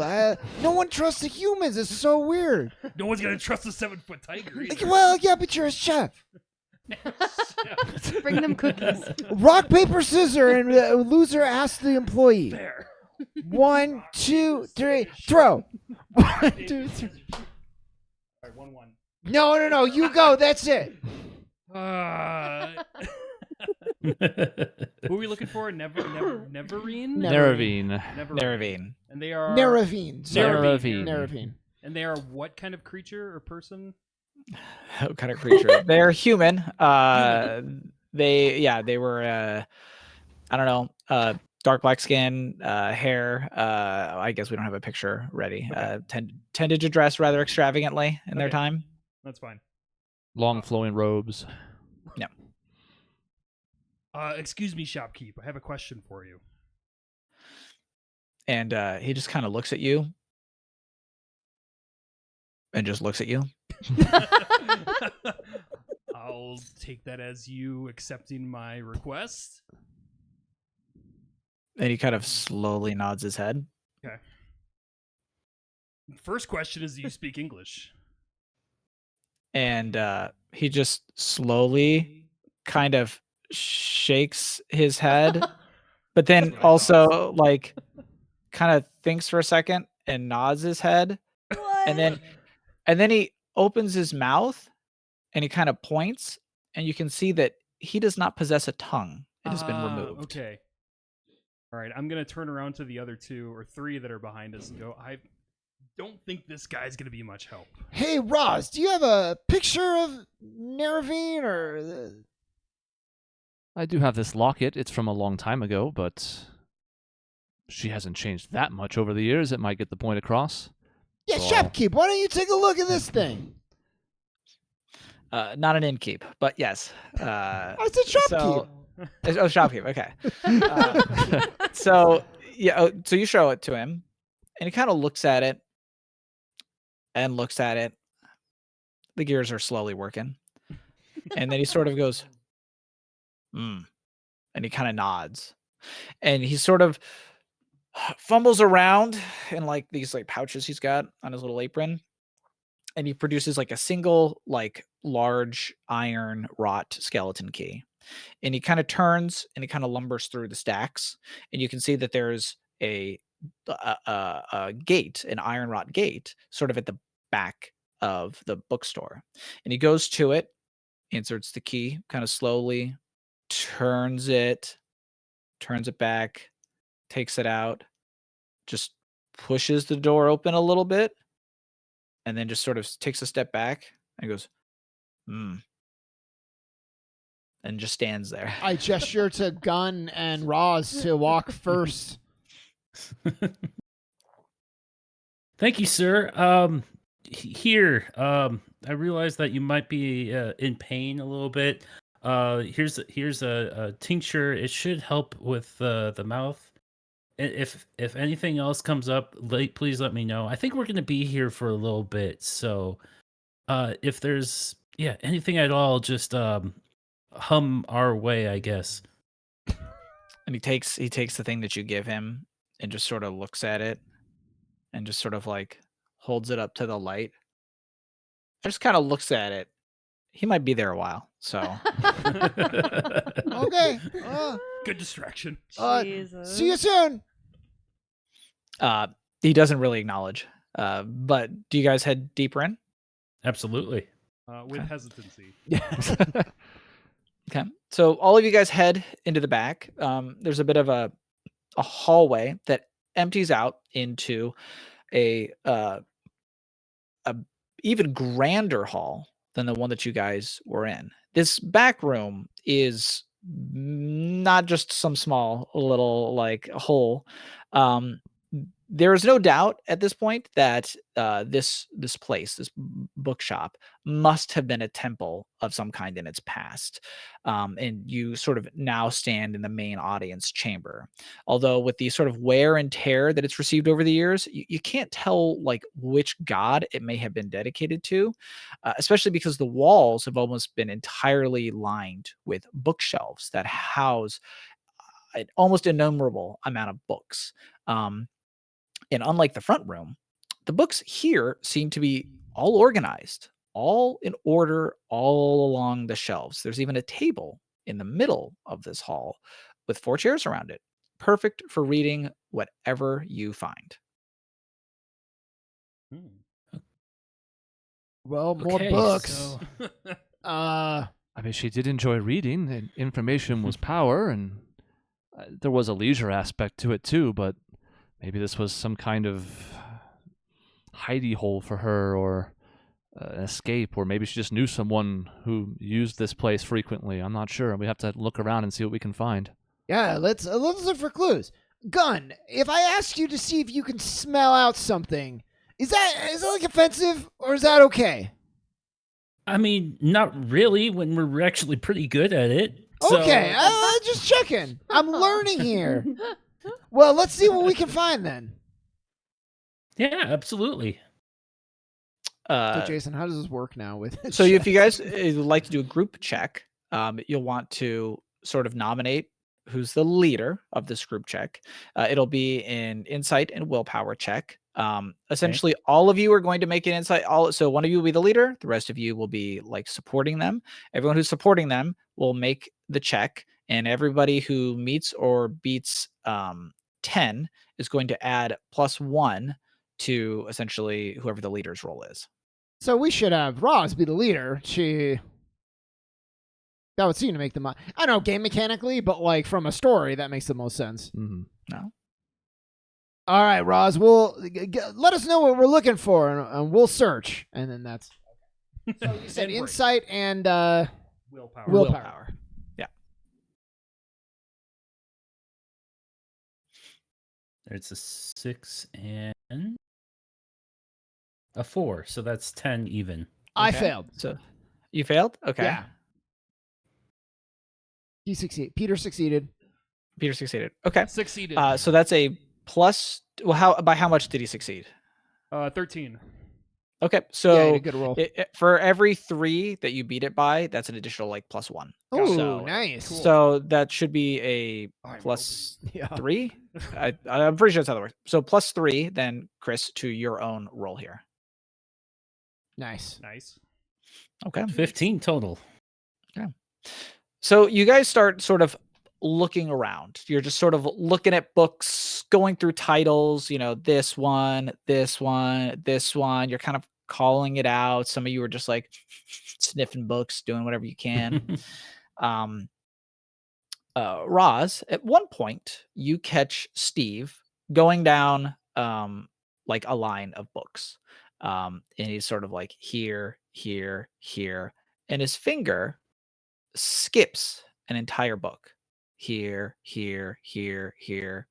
And as you look at the book, you recognize that it does indeed seem out of place. And there's something about it that seems, let's just say, to resonate with you. This is a world of magic. So let's just say that feelings like this are often not to be ignored. So do you pick up the book? Hell yeah, brother. No, I leave. I walk out. I go, that's weird. And then walk Adventure's away. over. Thanks everybody for having me. I'll see you next time. So you What an pull the idiot. book out, and instantly you notice that the cover is not normal. It is a dark, leathery material, and it has the sort of distinct likeness of a stretched face across the front. If you had to bet, you'd wager that the book was bound in the skin of an imp, a type Jesus of demon. Christ. Gross. Do you open the book? Yeah, hell yeah, brother. Okay. You open the book, you flip it open, and you see on the first page, here lies the journal of Naravine Orleth. Be warned, dear reader, for if it is my secrets you seek, then it is my secrets you will find, so long as you are willing to pay the price. And if you flip to the next page, you see that there isn't one. Flip to the next page, flip to the next page. The book seems to be entirely blank, save for the first entry. Well, I thought this was going to be more help, but now I mean, it has her name on it. It's a step in the right direction, but between the cover and the blank interior, let's just say I'm a little bit wary. My sister had a predilection for getting into deals with pretty much anything that she could. That's how she got a leg up, but she also kept me at arm's length, and I know that was in part because some of the individuals she was making deals with were, let's say, undesirable. So I'm not super familiar with what the root cause of this might be, but it doesn't surprise me that it's tied to something that might be dark. It talks about a cost for seeing the secrets. Is there any indication what that cost is? I don't want to really bleed all over it if we can help it. I guess that's the question, Jason. Does this ring any bells with me? Again, Roz doesn't have a ton of experience when it comes to the finer details of Naravine's dealings, but a passing story or... Nothing really rings a bell, only at the comment of like just spilling blood, all 4 of you swear that you hear a sort of snickering laughter, like a bit of a chuckle, as though somebody is laughing at the thought of it. And at this point, you hear a voice coming from the book itself. Ha! Annoying, isn't it? She's a paranoid little witch, wasn't she? I'm gonna close the book and see if this Yeah. is the You the guys hear cover that? speaking. Gun, And- did you just hear that? You have better ears than me. Is that book talking? And sure enough, the cover of the book appears to have shifted in its countenance, if you will. It's most assuredly the source of the giggling. And it's just, "Ee, ha, yes, hello." It's me, Mario. That was sort of the thought I had too. Yes. Yeah. Sorry, this immediately came to my head. Sorry. So you're familiar with my sister then, and you're familiar with what it takes to make the pages of this book be revealed. Ah, yes, yes, yes. It's a safety measure. Well, that's what she called it, of course. If it were up to me, I'd simply tell you the final riddle and send you on your way. But no, no, no, no, no. A death sentence, suicide, mortal folly. Ha! A good show for me, I say. You run off and die, and then I get to be free. But no, no. The master was clear. The rules are clear. The chains are strong. So here I sit and block your way, as I am supposed to. Yes. And was it Neravine who bound you to this book, or some other force? Oh, yes. Neravine, the master, yes, summoned me, put me here. It is fun. Well, it was fun. You know, I like this place. I do not want to be like you, all fleshy and weak. So here I am. I am a book. I will be a book until you do what you are supposed to do. Then I get to be me again. Yes. So you take me around. Yes. I'd like to see things. I'm going to look at the others and say, so, what do you think? Do we bleed all over the book after all, just to see how it reacts? It said a riddle. It said, but then it's not telling us the riddle. It just wants to go with us. I mean, And I'm all for more companions, but I'm more so interested in what the contents of this book might be. yes. Yes. Okay, listen, here's the deal. You follow in Naravine's footsteps. You do that, and every place you go, I show you the next place, right? One place, two place, three place. Then you learn. Yes? Easy, simple. A riddle. Your sister couldn't have made this easy, huh? This is like her. It doesn't surprise me, although, I mean, at this point, I don't know. Look, so what you're telling me is that if I carry you around, perhaps the entries will fill in as we reach these locations, and then you will share more information with us? Yes, that is how it is. We go place, I show you thing. We go other place, I show you other thing. And then you get to the end. Maybe you die. Fun either way. So we're in a place where Neravine was right here. So do you get to tell us the next place we're headed now? Do you agree? And without hesitation, she says, yes. Good. Then Good. yeah, me too. I don't care about you. Oh, Just okay. Well, you. And like, you can't really make out the eyes, but Roz, you know it's speaking to you. And if you open the book again, you see that there is a second page now. This page, I won't go into all the details of it, but is a journal entry specifically around a sketch of a wolf folk woman. Now, Gunnolf, you recognize this woman as your grandmother, Eloise. And around her neck, there is a necklace that has a symbol on it. You know, just kind of from your own father and stuff, that like this was the symbol of like their tribe, their people. But you can't say you're the most familiar with it off the top of your head. Your grandfather never spoke a great deal about your grandmother or the place that they came from. It seemed to be a period of his life that he left behind. However, this does at least point you in a direction to investigate. true to the book's word. Well, yeah. This is Grandma. What do you mean, Grandma? You know this. Yeah, this is Your grandma? Are you certain? This is my grandma. You guys met my grandfather Wagner, so this is my grandma. The symbol, I don't know exactly where it comes from, but I know that a little bit that Grandpa's from the Palace Plains. So this must be at least a clue of where we need to go. So yeah, this is a great place to start. Is she still alive? Is the grandma still alive? Is this a hint as to who to talk to? Oh, I'm sorry. No. She passed away. It's the same thing that Mom passed away from. But yeah, if we can find this place, and maybe there'll be another clue there, another. I mean, the book will absolutely try to lead us. I'm assuming, but You put maybe far too there'll much be faith some. in this book. What's that? You put far too much faith in this book.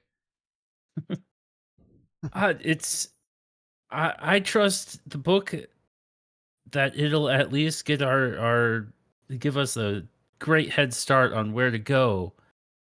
Whether or not we ultimately go where the book wants us to, that's another thing entirely, but it's a start. Yeah, Albus, there's probably some good recipes in this new place. Already looked, there wasn't any. That's not true. Don't trust him. At least that I couldn't find. Forgot we were doing something. Busy looking through cookbooks. Now that you guys sort of had what you were looking for, is there anything else that you'd like to do? Torch the play. No, Yeah. No, I don't think so. Well, we should go see if the gentleman who runs this establishment is feeling any better from what you've given him. Yeah. He did do us a favor. It seems only kind. I would see if if Neravine has any interesting books about any sort of how-to guides or like something to do with any sort of how-to skills, like what kind of magic, where she pulls it from, or anything of this sort. Is like some kind of like skill books. Even looking around, it becomes obvious that this library is not Neravine's private library or anything of the sort. Okay. There are so many books in here of so many different kinds that there doesn't seem to be any. It's not like a personal collection. It might be the collection of a number of people. However, as far as just like a general book that speaks to anything related to Neravine, as far as you can tell, the only book related to her is the one in your hands. Well, in Rosalind's hands. As you guys go to leave, you head back out through the hallway, past the iron gate, and the half ogre man is absent. He's not in the shop, but the shop is not empty. Instead, you find yourself looking at a Kieran and their bodyguards. The Kieran is, for the sake of brevity, very much as I described the one that had, met Mayru. And she addresses you guys. Oh. It would seem my hunch was right. I'll admit, I owe you all a great deal of thanks. I had never been able to discover what it was that Neravine had hid here all those years ago. I had suspected that it was shrouded in some form of shadow magic. Tell me, is it true? What did she hide here? You didn't think to look at the book that had a face stretched across the front? Perhaps more to the point, who is asking this information of us? Oh, how rude of me. I am an Inquisitor Yin. And what is this book that you speak of? It's a cookbook. It's a cookbook. And she kind of gets a cookbook, this, that. She looks over you all she doesn't seem to be catching on what you're saying. And she's like, a cookbook? Yeah, Do yeah. we- What? Just real quick, do we do we know in a general sense, like, do the people of this world know what an inquisitor is off the rip? So, like, do we know this is the cops, or do we is this like Yes, does that title this is mean like this nothing is to like us? yeah, this is like the super cops. This is Okay, like got it. they're here to look into something, and you should probably not resist. That's Mm. not a good thing. Now, I will say, in Fabula Ultima, when you guys meet a villain, I will give you Fabula points as sort of their presence in the narrative. Things get tough, there they are. I have not given you a villain point or a Fabula point for Inquisitor Yin here. That is on purpose. Because despite her attitude and despite the sort of oppressive nature of the Kieran Empire, they're not your enemy here. Even if Not maybe yet. they are an Not obstacle. yet. Yes. Yeah, not yet. Not Um, yet. Doug, do you think would Gunn have we've been together for a little while now, would the super cops have come up as you're giving me like a layout of what this world is? Absolutely, because they're present. They're pretty omnipresent. Okay. Yes. Okay. Yes. I'll So hold my then- tongue a little more then. So then, in response, Roz will say, "You'll have to forgive me, Inquisitor. For years, I have been searching for information about my sister, and it's a little bit off-putting, if I'm being honest, that I see no head or tail of an Inquisitor for years to assist with the search for the unfindable, and I come across my first clue in what feels like forever. And within minutes of doing so, here's an Inquisitor at my doorstep. So you must understand, when you ask me these questions, I'm not the most inclined to answer them." And she nods and she goes, a fair critique. I must say, there is a lot of things to do in this world, and I am but one humble servant to the Empire. I cannot be everywhere, and have instead had to rely on informants, traps, wards, and the like to let me know when, well, where I should focus my attention. Your, and she kind of looks at you, sister, I assume. I'd heard of your existence, but had never managed to find you. Neravine was rather good at covering her tracks. But your sister, there's only so much I can tell you.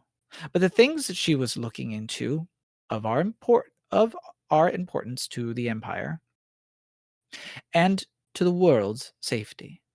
Chroma, it's the world, Chroma would greatly benefit from your assistance to me in this investigation. So I hope that you can accompany me without any issue. I will present the book, but deliberately it's kept here. It's not arms extended. It's just to show its existence. Okay. And I will say, whatever it takes to find her, I will happily assist. So if you're asking me to come with you, I will do so. But this book will not leave my possession. And there is a look of confusion in her eyes, but she doesn't hesitate to take you up on the offer. She goes, well, I appreciate your assistance.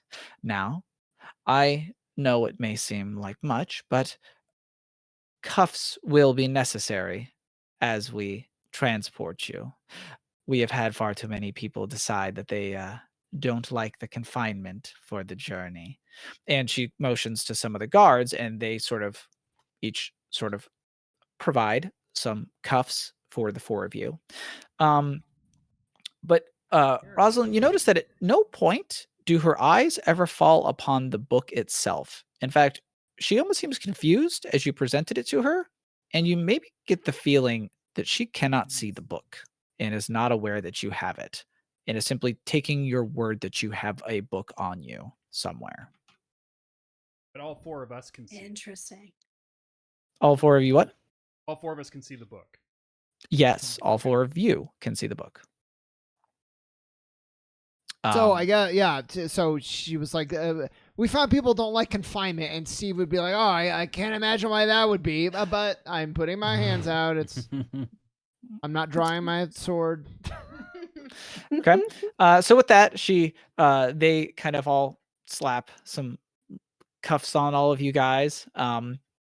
And she sort of motions to you and the guards, now come, you all be transported to a secure facility for questioning and threat assessment.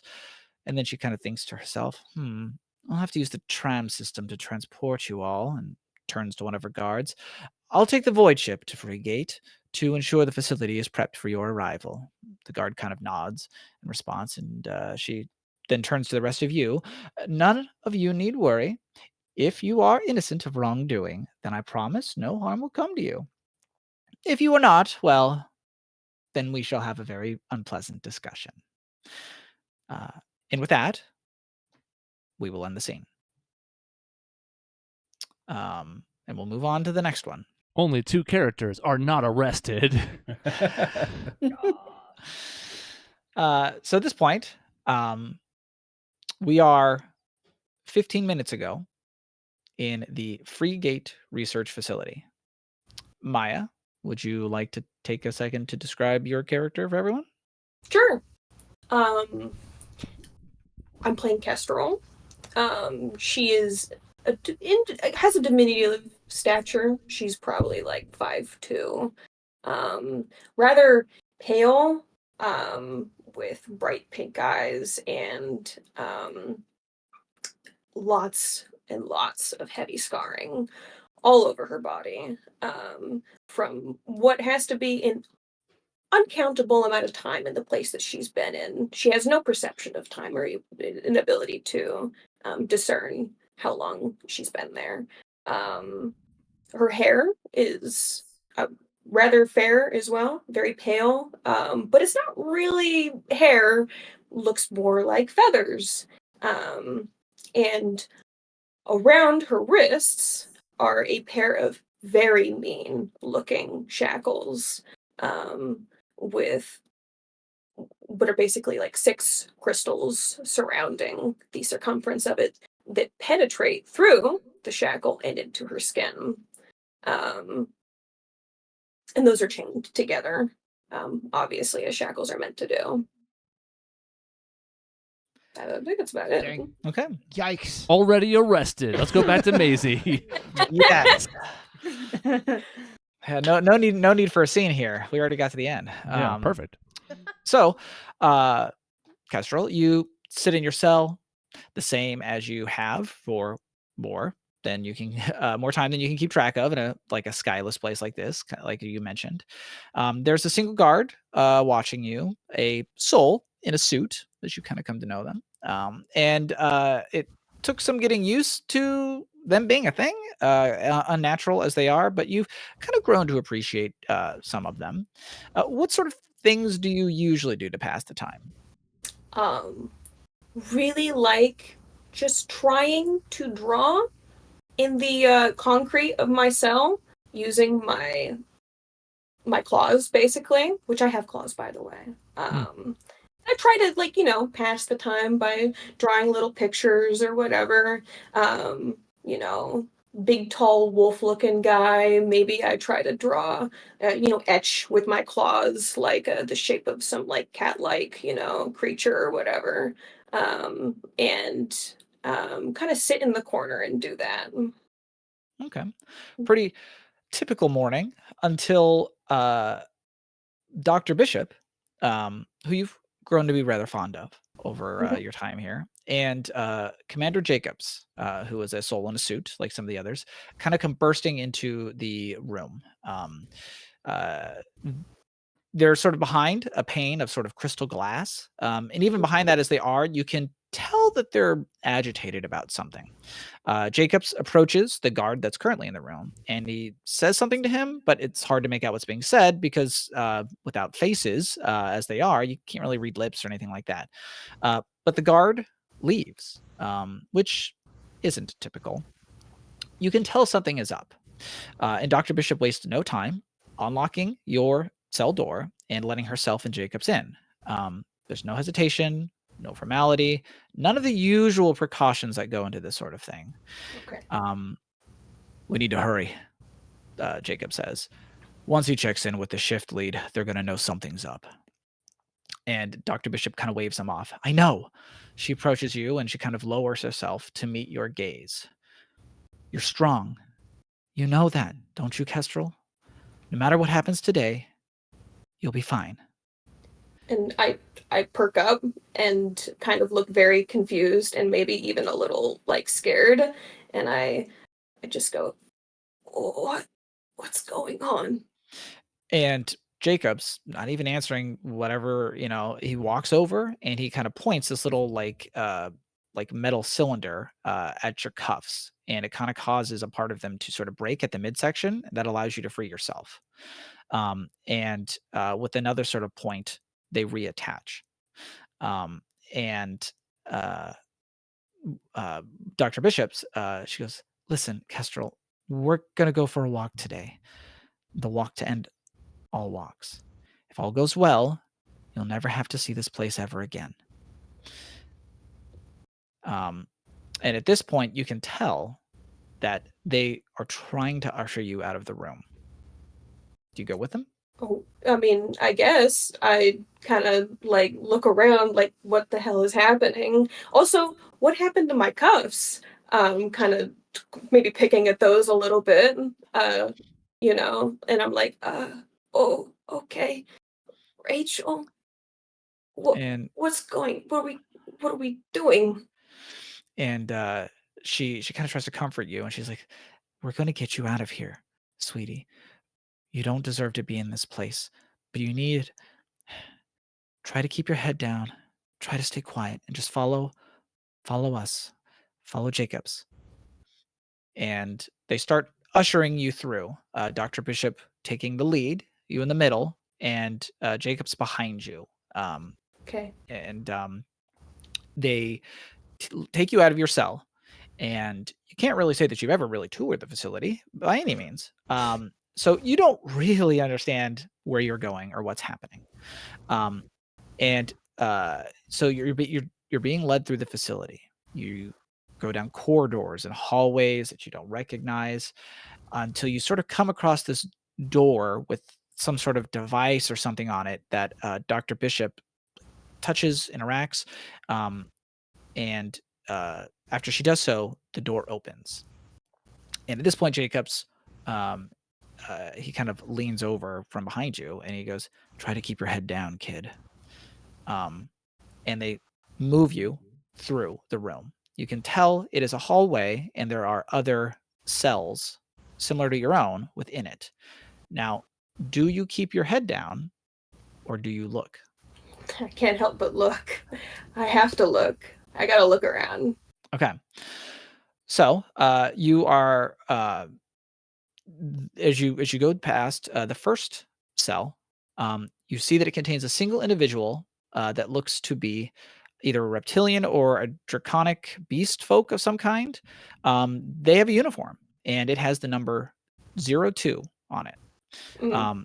And as you pass, they sort of stand up, and they kind of watch you with eyes that kind of seem to move separate from one another. And then suddenly their form changes, their body shifts, and they look exactly like you. And they smile back at you with your own face, and they laugh before they sort of rush the window, press their face against it, and just lock eyes with you and watch as you keep walking by. The next cell contains what looks to be one of those suits that some of the souls wear. Only this one doesn't have like the gassy insides or anything like that. This one appears to have an inside made of like pure sort of greenish blue bright flame, and the suit itself is bound in chains to the floor with even less movement than what you have had. And etched on the side of the chest plate is the number 17.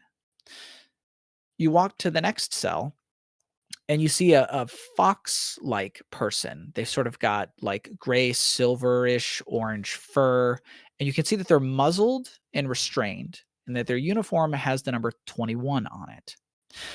At first, they kind of seem normal to you, but as their gaze meets yours, you notice a very familiar look in their eye, one of dangerous curiosity and intent. Ooh, okay. They push you through the hallway and down a number of other ones. You don't get far, though, before the three of you stop, and Dr. Bishop turns around, looks to you, looks to Jacobs, and says, I'm going to need you to go on without me. There's something I have to do. Can you do that for me, Kestrel? No, wait. Where are you going? I thought we'd go together. And even Jacobs protests a little bit. Come on, Doc, we talked about this. And Dr. Bishop just raises her hand to stop the two of you. We don't have time to argue. You both need time, and I'm the only one with the clearance to unlock 17. You're not sure what she's talking about, but Jacobs kind of just huffs, and he's like, then we need to hurry. And Dr. Bishop leans down to meet your face, and she gives you a big hug, and you can see that a tear runs down her face. She kind of backs up and looks you in the eyes. I'm thankful I got to meet you, Kestrel. No matter what happens, I want you to know it isn't your fault, okay? Okay. You're gonna be okay, right? And she just sort of smiles and says, of course. And she stands and she gives Jacobs a nod. And he puts his hand on your shoulder and he pushes you forward. Okay, kid, we got to move fast. Clock's ticking. Now, you're not quite sure where you're going, but judging by the stairs that you keep descending, you can tell that it's downward. Left, right, left. It's hard to focus, but thankfully Jacobs doesn't miss a beat, and he guides you from behind with a firm hand whenever you come up to a turn that you need to make. After you descend another flight of stairs, you hear a sound, screech, metal on metal. It's something of an alien sound to you, and it unsettles you a little, and Jacobs seems to notice. It's just the tram brakes, kid. It's nothing to worry about. You're not really sure what the heck he's talking about. What's a tram? But his attempt to comfort you does help a little bit.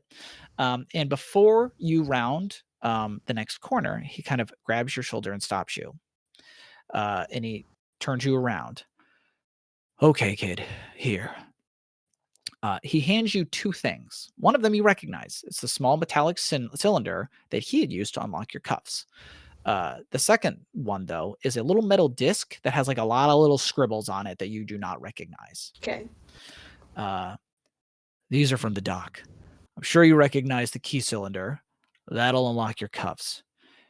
Use it if things get bad. Just remember, they got two modes. One to keep your hands chained up, and the other to suppress any magic you got.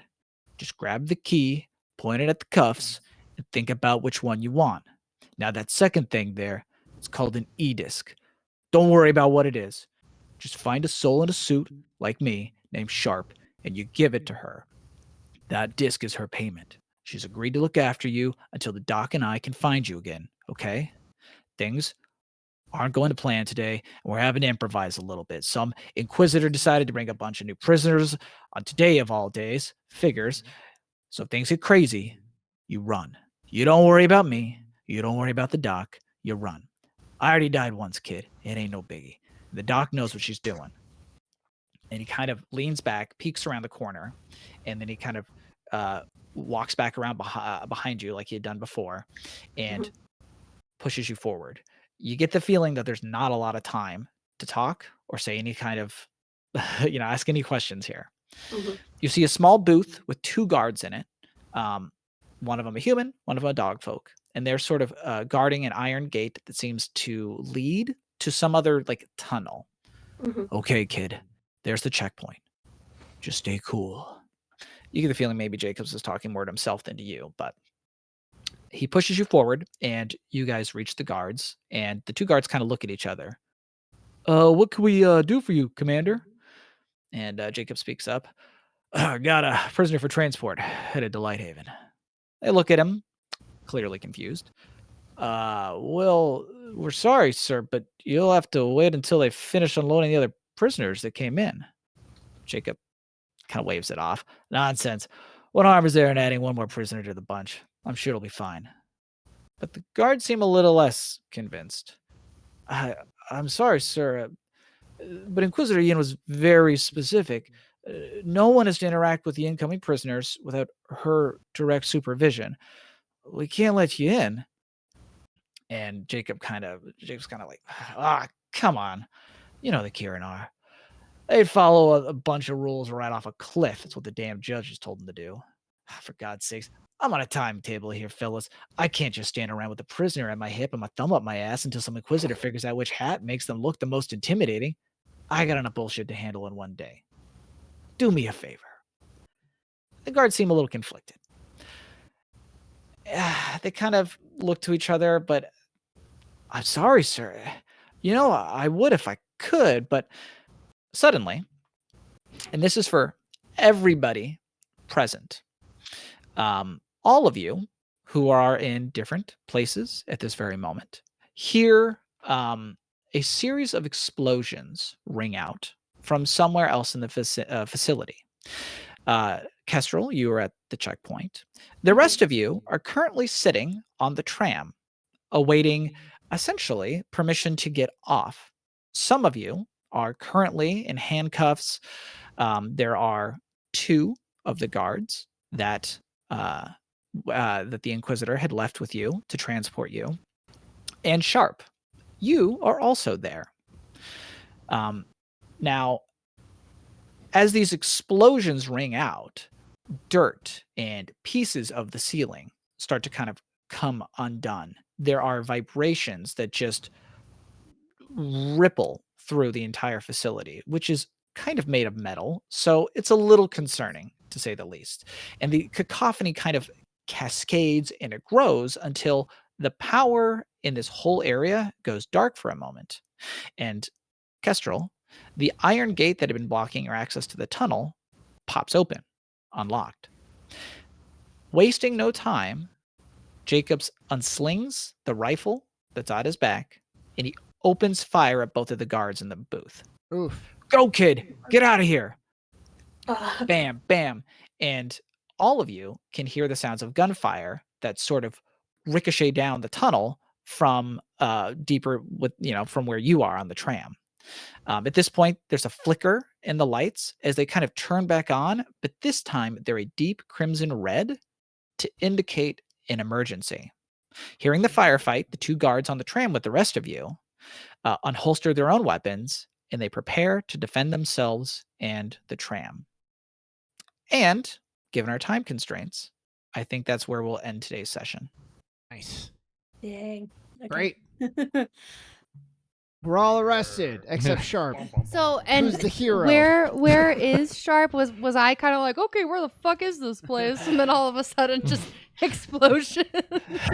So you basically boarded a. I condensed a couple things for the sake of brevity, but you are aware of where the military tram system runs. It kind of it's easy to access as far as like you can go to the military tram, but they're not going to let you onto it unless you have permission. You have permission.